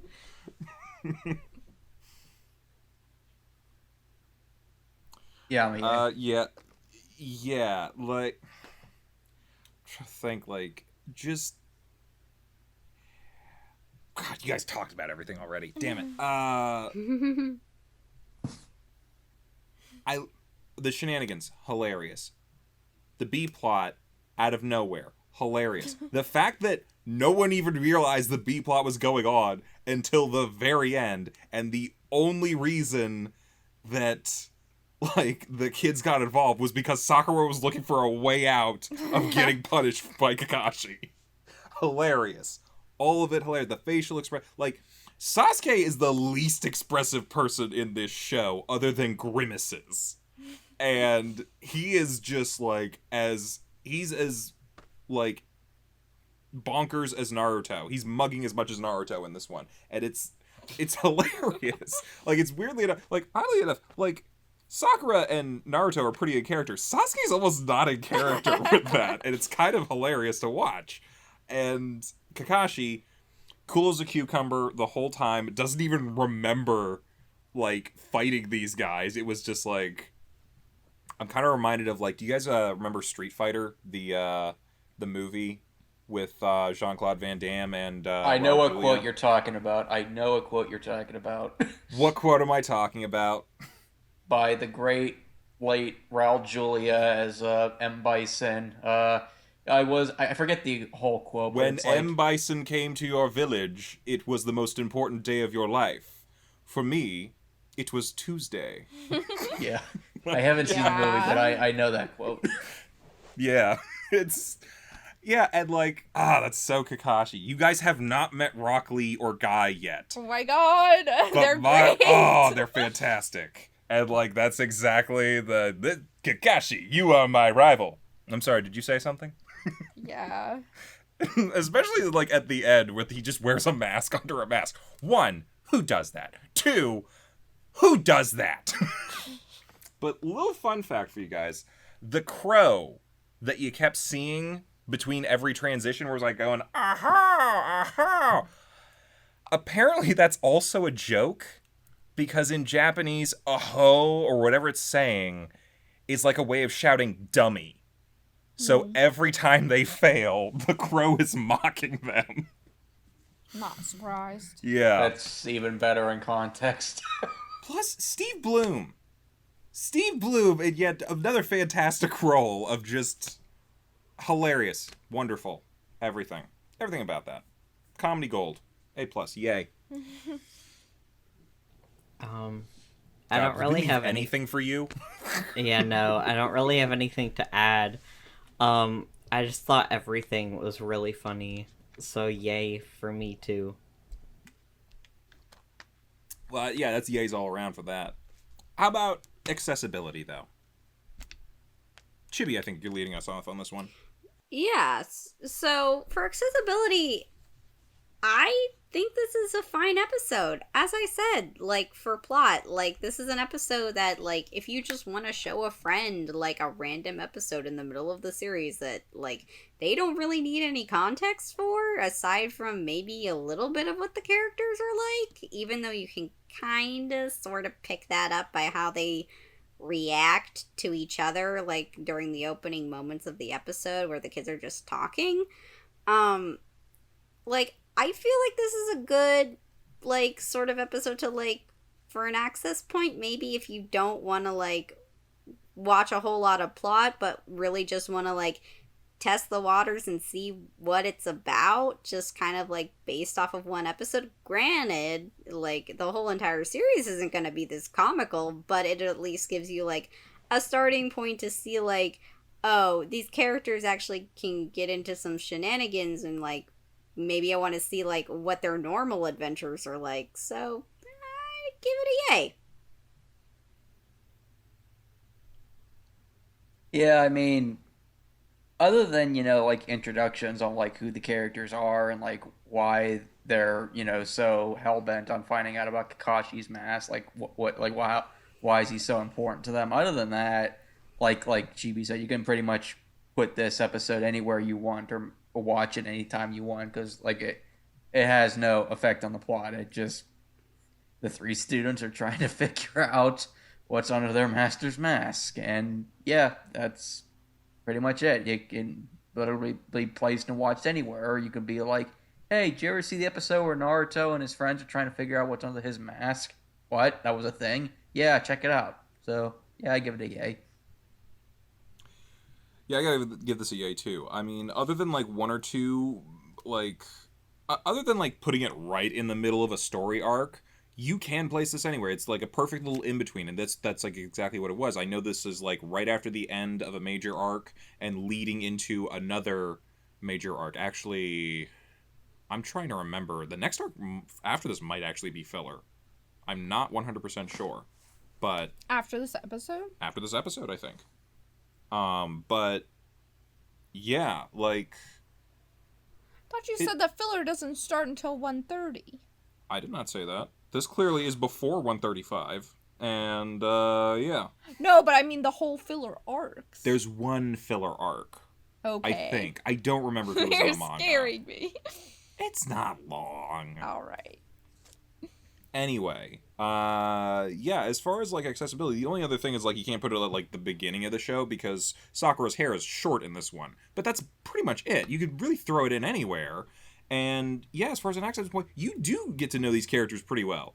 Naruto's a knucklehead. Sasuke is normally cool but is not today. Sakura is a simp. Kakashi is cool as hell. And, three other characters do show up, but they're really just there for, like, 5 seconds. You don't need to know them. This is what filler should be. I give it a yay. Tell you the truth, Al, I didn't even realize that Sakura's hair was different. There you go. It's perfect. You can fit it in when she has long hair and no one will notice. I think she has short hair and so much like promotional material That might and be a like thing, everywhere that people are just used to it. Yeah. Yeah, I think that pretty much agree with what everyone said. all you really need to know about Naruto is that, like, these three are a team, and this is their teacher. And their teacher always wears a mask. And that's like it. And then you can just watch the episode, and, like, I feel like most people just know just from, like, seeing pictures of, like, Naruto that's, like, the situation, you know? So you wouldn't even really have to explain to anyone anything about Naruto. I think they could just watch the episode and be like, okay, these goofballs are trying to, like, figure out what is under this dude's mask and just, like, roll with it. And, like, yeah, you could, like, drop it in, like, anywhere in Naruto, and I think it would be fine. So I'd give it a yay. Yeah, I don't have too much to add. I agree with you guys. It's pretty accessible. Yeah, you can really watch it whenever, and you don't really have to know much of anything, so I'd give it a yay. Do you know what I just realized? What? No one used any ninja technique throughout the entire episode. Yep. So That's none true. of that needs explained. Yeah, you don't have, because I was like, why did they put on other people's clothes at the end instead of doing the transformation thing that we've seen them do 100 times? They could have literally looked like other people. Honestly, But comedy. you would have to explain that. Yeah, and honestly, Now like, you don't it's- have to. It's more Huh. comedic, honestly, to steal the clothes. Because Honestly, then our bad guys are kind of running around buck naked. So, I don't want to let you guys know exactly what happens, but that does come back for another comedy filler episode, which I think is the second best filler in the show. Okay. Like, that specific thing of just a bad disguise. I will say no more. I do want you guys to watch. I will say this. It involves Rock Lee. Ah, yes. So I think Love you'll him. you'll enjoy that. But yeah. So I think it was yays all around. What's next? Dragon Ball Z. Dragon Ball Z. This is episode 125, Goku's Ordeal. I had a bit of a thing where I thought it was 110, but it might depend on, like, what the dubbing order was for the episodes. But in any case, this I feel like most people know a lot of the arcs from Dragon Ball Z at this point. This is right after Trunks shows up and right before the androids attack. And they've been given 3 years. According to the narrator, they have been given 3 years to train up for when the evil androids attack the Earth. And apparently all they did in 3 years was learn to drive. Like, they skip over a lot, in my opinion. Like, I feel like there was a whole lot else that happened there. But What if nothing happened? I would be so surprised if nothing happened. But yeah, essentially this episode is Chi-Chi is very sick of the fact that she has kind of a layabout husband, and husband's friend, Piccolo, constantly eating and doing nothing, and she's getting chased by wild boars coming home from the grocery store. So she's like, you need to get a driver's license, get a car, and just whatever. Yeah, and he's like, well, I've never done that before. I had a question And- about that. In the first Yep. 3 episodes that we watched for the tournament, it showed her driving with her father. did. Did it get destroyed? That's a great question. If it did, we didn't see it. But part of me is like, it's probably there. You know what?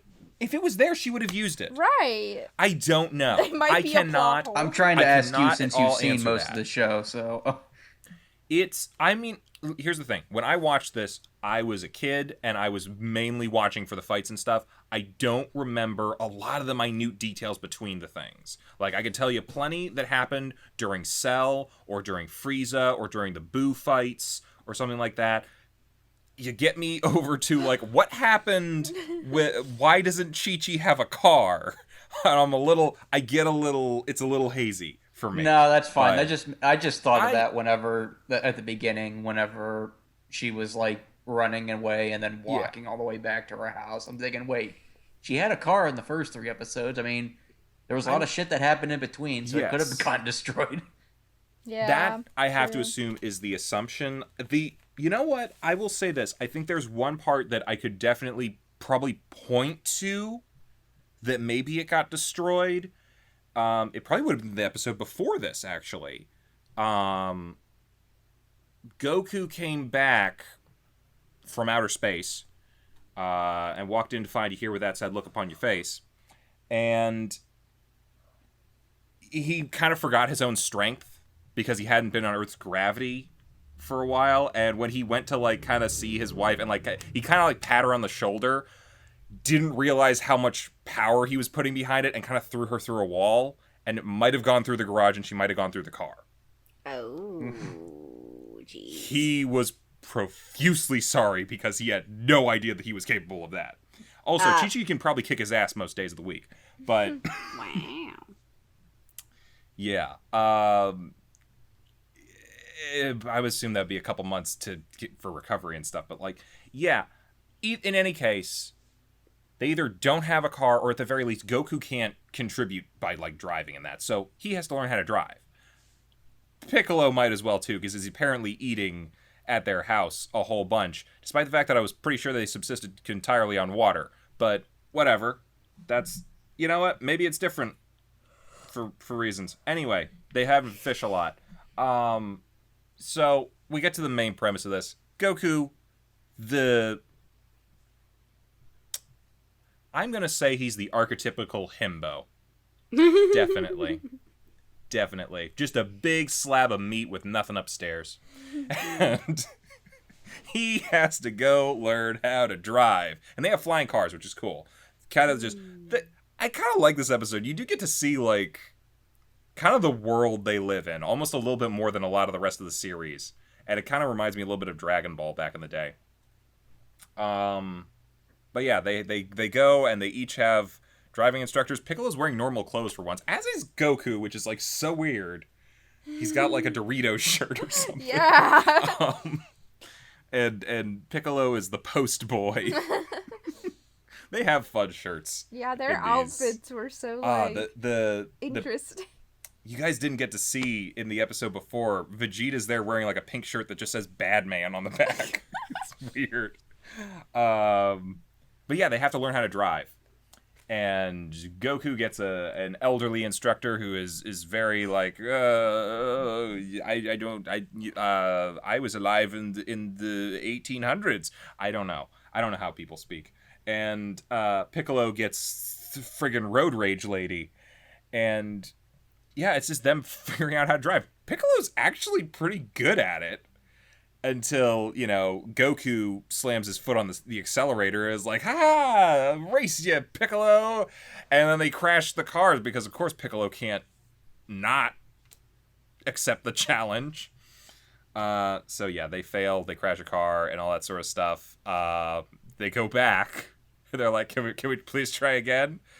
And they're like, yeah, we'll give you one last shot, but if you screw up like that again, you will never get your license ever. We will make sure. So it's going pretty well. It's actually a rainy day, and they're on a road in the mountains or whatever. But they're being cautious drivers. They're driving well, you know, hand at 10 and 2, keep your eyes on the road, except for, like, one moment where Goku waved to some kids on a school bus. And the instructor was like, oh, no, don't do that, hands at 10 and 2. And he's like, what? You're docking me points for that? You're looking away from the road. That's another point. But it doesn't matter because there's a rock slide. There's an avalanche, a mudslide, something. It takes the kid's bus and sends it over a cliff. And Goku slams on the brakes, which causes Piccolo to rear end him. And he flies out of the car to save the children's. And Piccolo does the same because, like, of course he would. They're the heroes of the show. They fly down, catch the falling bus with the screaming children inside, and then they blow up the rest of the avalanche that's coming at them. And then they fly the bus back, the bus drives off, and they kind of like look at the instructors like, hey, sorry about that. This doesn't normally happen. And they're like, don't be sorry about anything. You saved those kids, and I mean, that was amazing. Look at that. You can fly and do all this other sort of stuff. That's really nuts. And he's like, yeah, cool. So did we pass? Oh, fuck no, you didn't pass. Are you fucking crazy? So That's how that happens. And then we skip 3 years later because now it's time to fight androids. Yep. That's Dragon Ball Z for you. Good times. Who's up for plot? I guess it's me. Cool.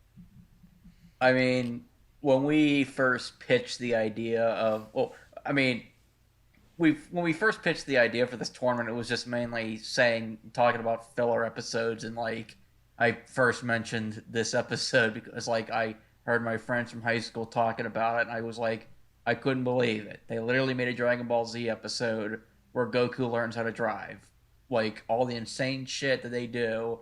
And there's an episode dedicated to Goku learning how to drive. I kind of have to see this now. And there was an episode about having to find Kakashi's face. Yeah. But, obviously not what I was expecting, hearing about Dragon Ball Z for the first time. But honestly, I really enjoyed the story of this episode. I mean, people forget that Dragon Ball Z is set on Earth. And for the most part, it's, a regular Earth. Granted, I still don't know why there's dinosaurs, but that we've already had that discussion.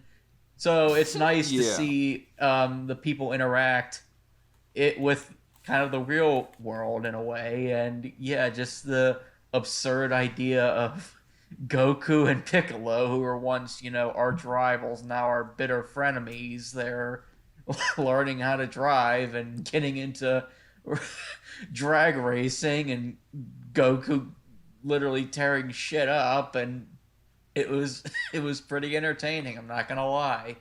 So I give it a yay.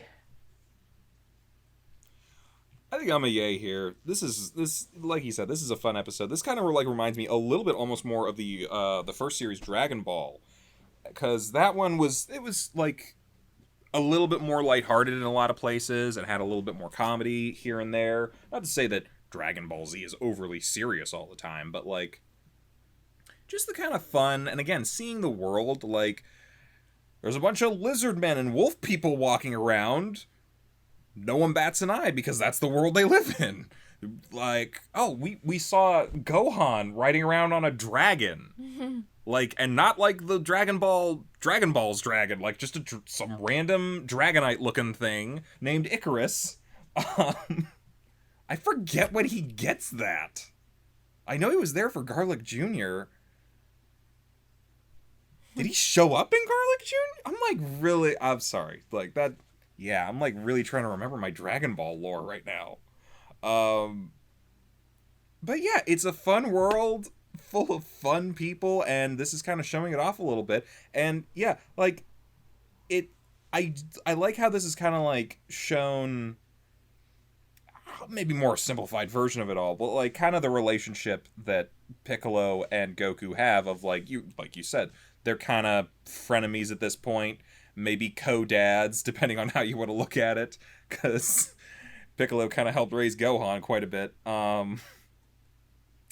But there's still that like they remember the times when they were like fighting over stuff and doing that, and they got to bring it up every now and then to like just kind of keep that going a little bit, which is nice. But at the same time, they can put it aside when they need to. They know what their priorities are, and it's not pissing off Chi-Chi. So that's always fun. I think I just realized that Chi-Chi was like Botan from Yu Yu Hakusho. We were like watching, I was like, is that her? That's her. That's 100% her.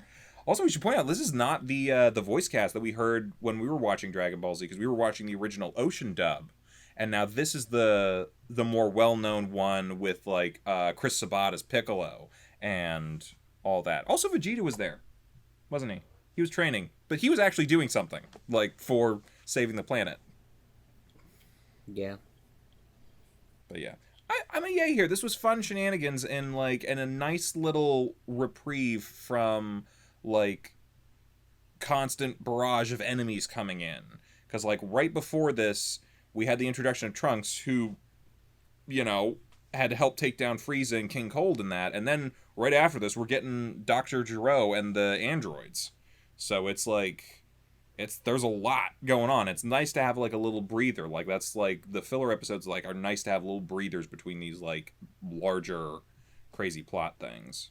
So, I mean, hey. See, once again, I still don't know what's going on in Dragon Ball Z. Because I've never watched it besides for, this, like, I guess, showdown. Do you want me to give you a rundown after this? No, it's okay. And so I'm like, okay, so I can't really say it's a nice little, like, side thing because I haven't, seen the rest of it, so I don't even know what, like, happens with Trunks and androids and whatever you're talking about. To me, it's just I threw like, about a okay. whole bunch of lore at you, and you're just like, what the fuck is going on? Yeah, I'm just like, okay, like, just smile and wave, boys, smile and wave. But Tonight we're getting out of here. yeah, Kowalski. that's how I feel. But Wait, which one are you? I don't know. He's Rico. He's Rico. All right. What's that supposed to mean? I don't even know which one Rico is. Dude, you were just making the Penguins reference. I know. I don't know Rico, them he's by the one name, who pukes though. up bombs. Yeah. Oh, okay. He doesn't All talk. right. He's that one. Oh. Unless you Why want to be do the I have private. to be the one that doesn't talk? Well, No, you can it be was the just- private. Anyway, it doesn't matter.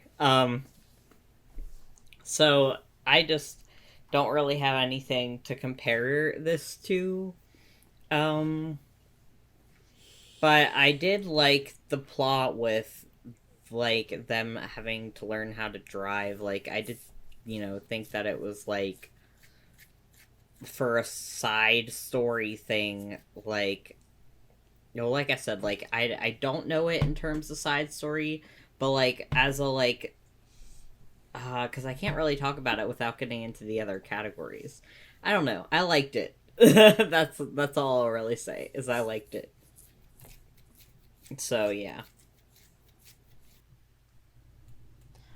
Yeah, I thought it was pretty good. I enjoyed it for the most part. I thought it was a nice little show of just, like, the characters being in the normal world for once. It's funny seeing, like, one of the most powerful, like, dudes in anime just learning how to drive. So, Failing.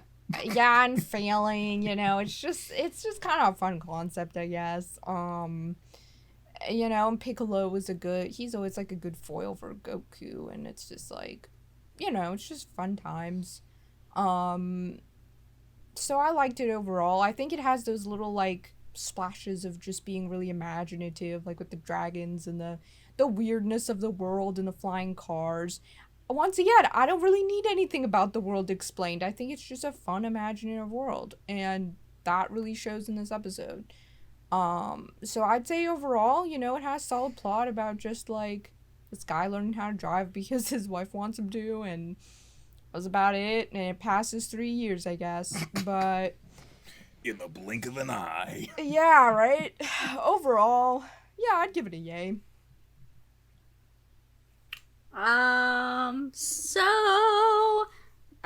For this episode, I'm gonna abstain because I did not actually watch it. Oh, God, that's right. I forgot about that. Yeah, so it's just gonna be the four of you doing this, and I can't really weigh in on the last one either, so. Okie dokie, then. I guess we move into comedy, then. Who's leading us off on that one? Envy, were you last? Oh, I'm sorry. Oh, yeah. Did you start the last category? Yeah, I started. I'm sorry. Okay. I'll take us into comedy. I think the comedy here is good. I like it. I think I'm a yay here. To some degree, I think it you do have to know the characters a little bit, but at the same time, not a lot. I mean, I think you can figure out who Piccolo and Goku are pretty quick. Even if you've never heard of them, you can tell right away they have, like, the kind of relationship that they have, and, like, Piccolo's a little more serious, and Goku's not as much, but he's also kind of an imbecile. But he means well. And they have superpowers and stuff, so I think you get a good idea of who Chi-Chi is pretty quickly. But yeah, I think it works. I think just like, yeah, it's Superman applying for a job or whatever else. It's like it's kind of funny to see superpowered beings having to do mundane tasks like the rest of us, and kind of dealing with that. And I've almost kind of, and I feel like we were kind of wondering the whole time, like, there's a certain comedic irony to the whole thing. The man who can fly and lift probably millions of pounds at a single time, why does he need to know how to drive a car, which he can probably fly faster than? Like, yeah, if Chi-Chi needs him to, like, he could just buy a car for her. I don't Yeah. see why he has Well, I to mean, in the learn very to drive. opening has no shot of the money. show, he's riding with Gohan on a cloud. yeah, Yeah. the Nimbus. That's your car, kind of. Yeah, That but is I your guess method Chi-Chi of can't use it. transportation. She could. Wait, she can fly on clouds? It's a specific cloud. It's a special cloud. It's the flying Nimbus. So anybody can ride on it. I think so. All right, then he should just give her that. Maybe there was like some special. No, you know what? I think there was like something special about it. Like you had to have like a certain mindset or I was whatever, and gonna that's why say, like I think only didn't- Goku and Gohan use it. Didn't the Okay. cloud, like, find him or something? Like, at the very beginning of Dragon I'm- Ball? Yeah, I think so. I'm like remembering back to like the very beginning. I know he had the power pole like from the beginning. I forget when he got the Nimbus. Either like, way, I- we can. Like, But, I think like, he got the Nimbus not too long after the beginning of the start of the series, if You know I'm what? remembering correctly. And if I'm remembering correctly, I think Bulma tried to get on it, like ride it herself, and she fell through it. So we can then assume that So, Chi-Chi okay. cannot use it. That's fair.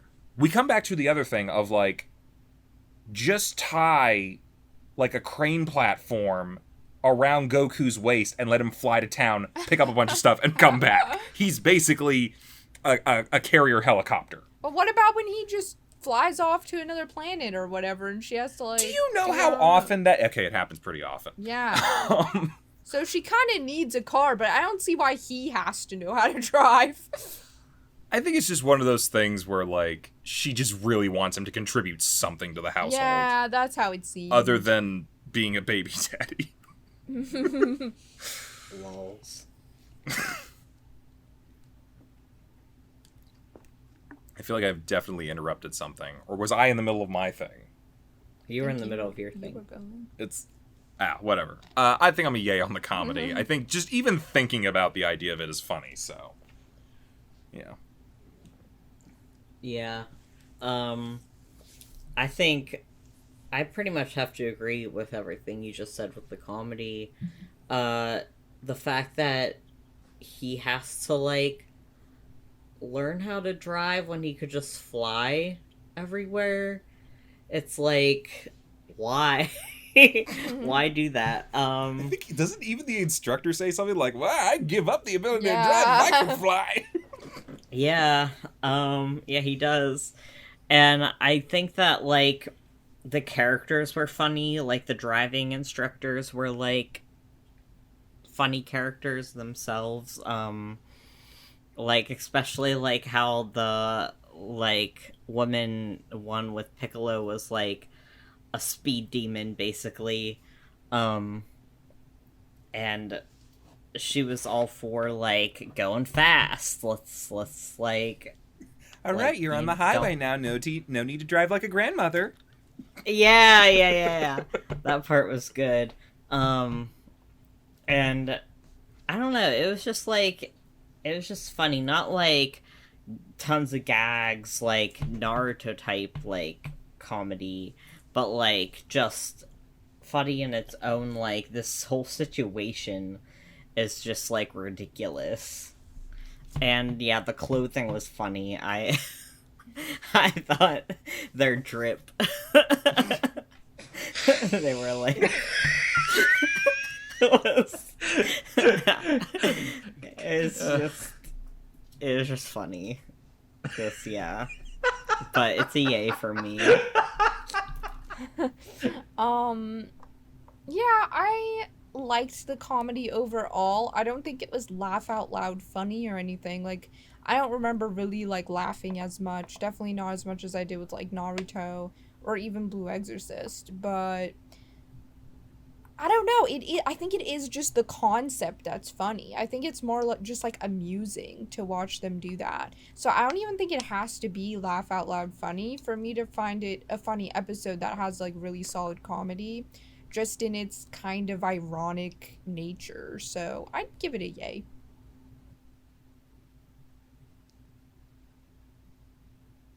Oh, right. Chibi's not going. Yep. Envy? Wait, what happened? I didn't watch the episode. Oh, I didn't hear you say that. Oh, jeez. Yep, nope. Your turn. Oh, okay. You're throwing everything out of whack. Well, I'm sorry. I'll be honest. This episode made me laugh the hardest out of the 4 episodes. Like, it made me, like, I chuckled here and then through Naruto, but Dragon Ball, this episode made me, like, laugh hard. Like, the whole sequences with Goku and Piccolo driving, especially with Goku, and just the sheer look of just pure panic that was in that old driver instructor, and how Goku just blurted out into traffic from the driver station and into the highway, just destroying it. I was laughing hysterically at it.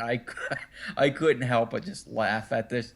Yeah, it's an absurd concept, but just the reactions and just, you were right, Al, how much of a himbo that Goku really is. It just made me laugh hysterically. Yeah. Cut the ignition, and what does he do? He chops off the steering wheel. It's like, hit the brake. You know what the brake is, right? Proceeds to hit the gas pedal even more. Oh, well, that's not right. Or at the very end, where, like, when Goku's like, so you mean to tell me I forget the exact quote, but then it's like, oh no, you didn't pass. You're a public danger to society. I cracked up at that. Yeah, it's a high yay for me in terms of comedy. It sounds like yays all around for that. How about accessibility? Gav, I think you're leading us off on this one.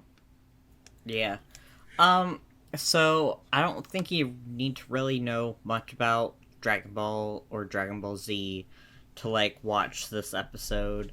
I mean, the bits that are related to, like, I guess what's going on, like, where they do mention how they're gonna be androids and, like, Vegeta's training and stuff, like, they tell you all that in the episode, so you can kind of just be like, oh, okay.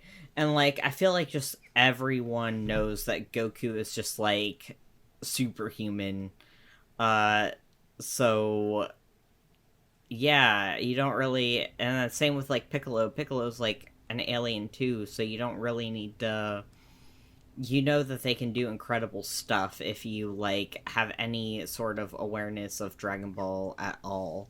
So, the whole, like... Oh, what? They like, don't know how to drive? Like, just kind of, like, throws you for a loop, and you're just like, alright, well, let's see how this turns out. And I don't really think you need to, like, know much else about the show to enjoy the episode. Kind of like me, so, you know, I'd give it a yay. Yeah, I'd give it a yay for accessibility overall. I don't feel like you have to know that much. I haven't seen that much Dragon Ball Z, but I still enjoyed it thoroughly, so I don't think you have to know that much. Yeah, I give it a yay. My thoughts are the same as Gav. Yay. I think I'm a yay here, too. I mean, yeah, other than bringing up, like, androids, and you might be wondering what those are, or who Trunks is, or who all of these other people are, I know that he was looking at clouds, like, saying, oh, that looks like Master Roshi, or that looks like this person, or that... You don't know who the fuck those people are if you haven't seen the show, but, you know, as far as just jumping into a place and just having a good time for a little bit, this is very accessible. So, yay. Seems like, yay's all around for that as well. I have a question before we continue. Okay. Just generally by gauging how people have been reacting to just recapping these episodes a little bit. It feels to me like maybe Naruto and Dragon Ball Z were liked a little bit more than Blue Exorcist, but I might be wrong. Do we feel like Blue Exorcist could beat either of them? No. Nah. No. Okay. I mean, yeah, I didn't want to like. I mean, I would honestly only vote for Blue Exorcist in the plot category because it actually has somewhat of a relevant plot to the story. But other than that, yeah, in terms of But accessibility, relevant plot is not necessary for a filler. Yeah. that's true. Okay. Actual plot, Blue Exorcist. Filler plot, Dragon Ball or Naruto. Okay. So I didn't really want to like end on like an anticlimax of like we have Dragon Ball Z and Naruto face off against each other and then they automatically win against Blue Exorcist. So let's just Fair, yeah. say final fight. We'll give Blue Exorcist third place. They get the bronze. Yeah. Hey, you still get on that little pyramid at the end. That's not bad. That's not nothing. So let's say just final round at this point. Naruto versus Dragon Ball Z. God, that would have been something for the Shonen Showdown. Never got there. Really think, Orange I guy have versus to- orange guy.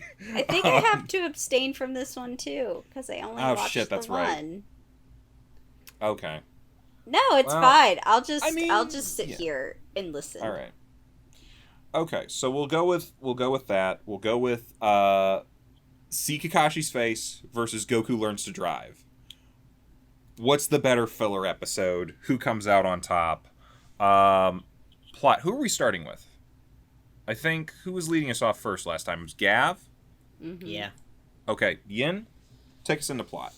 Between the two plots, I feel like they were both good. I definitely enjoyed them both. I think they both worked well. And they both had a very specific, comedic center that I think, like, kept them, I don't know how to say on task or, like, moving quickly. Because they both have really simple premises. Like the mask thing and the car thing. And I think that works for the filler episodes that they are. So I think they're both really solid in plot. So I think I'm just going to have to go with what I enjoyed more. I really enjoyed them both, but I think I'll go with Naruto. My reasoning is the same, except I liked Dragon Ball more, so I'll give it to Dragon Ball. Okay. For me, I'm gonna go with Naruto. And the reason for that is I think if we're talking plot, for as simple as both of these premises are, my god, does Naruto get complicated. Like, they have a whole B plot going on in that one. I'm like, you did not have to go this hard for this. You did not have to try this hard for this concept. But you did, and I appreciate it.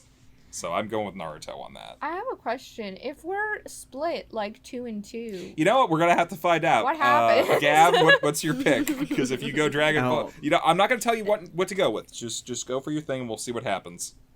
No, my pick's Naruto. Okay, so Like, we didn't have to worry about it. sure. We didn't have to worry about it that round. Chibi. Sorry. Okay. Plot goes to Naruto. Moving on into comedy. Envy, you're leading us off. I mean, yeah, I said it before that I thought I laughed in Naruto, but I laughed hard in Dragon Ball Z. So yeah, I thought that the comedy in Dragon Ball was funnier to me. So yeah, Dragon Ball. I laughed in both, but I think some of my bias might be shown, but I think I'm going to go with Naruto again. Again, like, I don't want to act like there's quantity over quality going on here, but at the same time, like, the quantity had some quality to it. Like, a lot. And, like, one of the like, I'm even trying to, like, look at highlights for me, like, out of character Sasuke expressions. Wonderful. Yes. Yes. The individual shenanigans, the fucking poison stuff. Steve Bloom. Why do you dress up with stolen clothes as opposed to transforming like a fucking ninja? Like, just, I don't know. Just it just worked for me on a lot of levels, and I think both of them work on a lot of levels. But like, I think there's just like, Naruto just gave me a little bit more, so I'm gonna go with that one. Yeah, I just thought Naruto was funnier, so Naruto. I feel the same. I think I just laughed more with Naruto. So Naruto. Okay. So Naruto takes comedy. And for accessibility, I think I'm leading us off on this one. I think both of these work really well for... I think, like, we've covered this. These both work so well for filler, where you can jump in and just have a good time with this episode. I don't want to count the fact that they have, like, opening narrations explaining, like, the androids are coming, and you don't know what that is. I don't want to count that against it, because I feel like anyone who's ever even heard of Dragon Ball Z knows a ton of weird shit is going to happen. So I'm not going to count that against it. That being said, though, as far as, like, if I was going to watch these, like, on their own to see if I wanted to watch the rest of the show, I think I'd still probably go with Naruto on this one. It's just, like, I really feel like I got to, like, maybe not know the characters at their best or their worst or whatever, but, like, I feel like I really got to a sense of them, and I wanted to watch more at that point.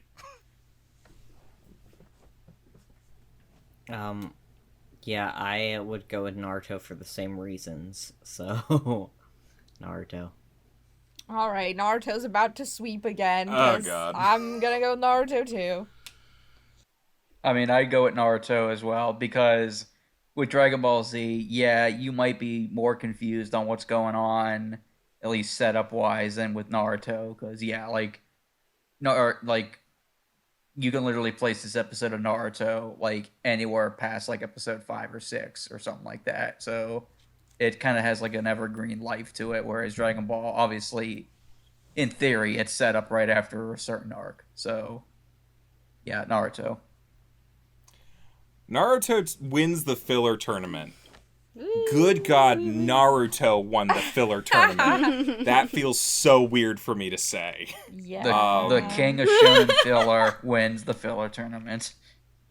I mean, but his filler arcs are so infamous. They're not, I know, that's why I said loved. it. It's, I don't want to call him king of... Like, that's not a crown you want.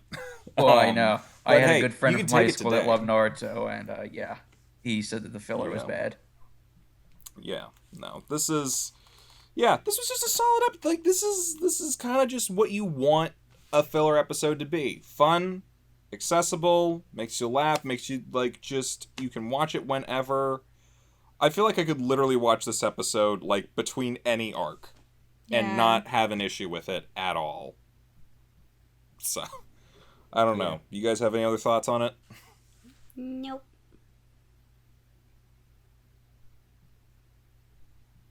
Oh dear, we might have lost them. No. Oh, Sorry. Good stuff. My mic just didn't pick me up. okay. Well then, I'm trying to think. Yeah, I'm really trying to think of any other, like. I kind of want to show you guys that other really good filler episode, but at the same time, you guys have not met Rock Lee, so it's not gonna make any damn sense to you. I'm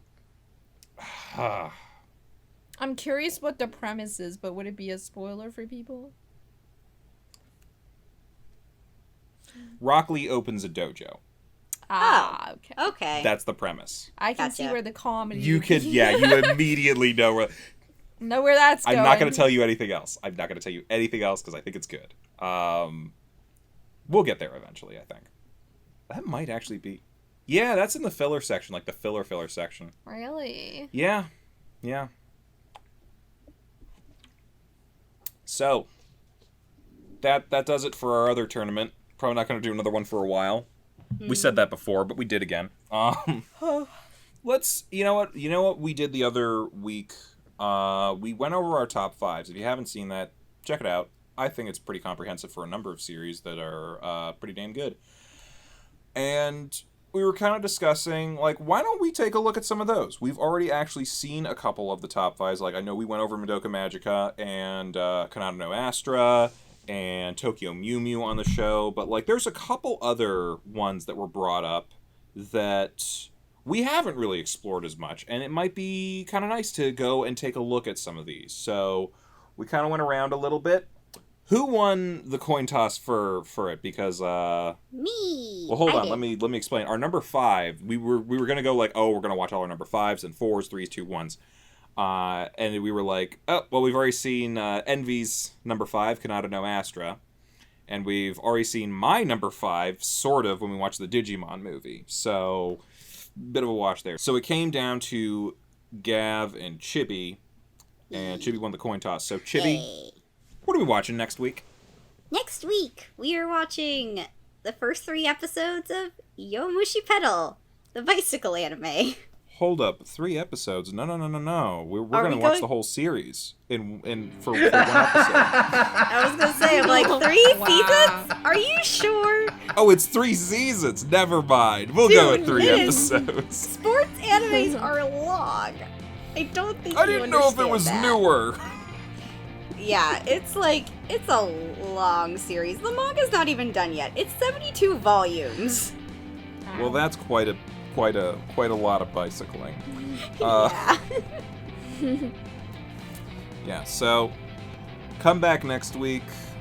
Going a little bit more back to normal. We're gonna watch 3 episodes of Yomushi Pedal. Check out the hype. Check out the. I don't know how to hype a bicycle anime. I don't know what I'm supposed to be saying. You do this. I would say it's not really so much hype. Just see what it's all about. And I guess, like, try and sort of see how this nerd goes from trying to start an anime club to being on the cycling team. Okay, perfect. Good premises I've ever heard. Come back for that, and from there we'll probably go through a bunch of other like anime that we've really enjoyed over the years, and take a more in-depth look at those. So, Yomushi Pedal this week. Who knows what the week after? Bye-bye, everybody. Bye! Bye. Bye. Hey, thanks for watching, and if you haven't already, be sure to subscribe and ring the bell icon for notifications. If you enjoyed this video, give us a like, and if you haven't already, check out some of our previous episodes, our daily gaming videos, or our parody series Madoka Magically Abridged. See you next time!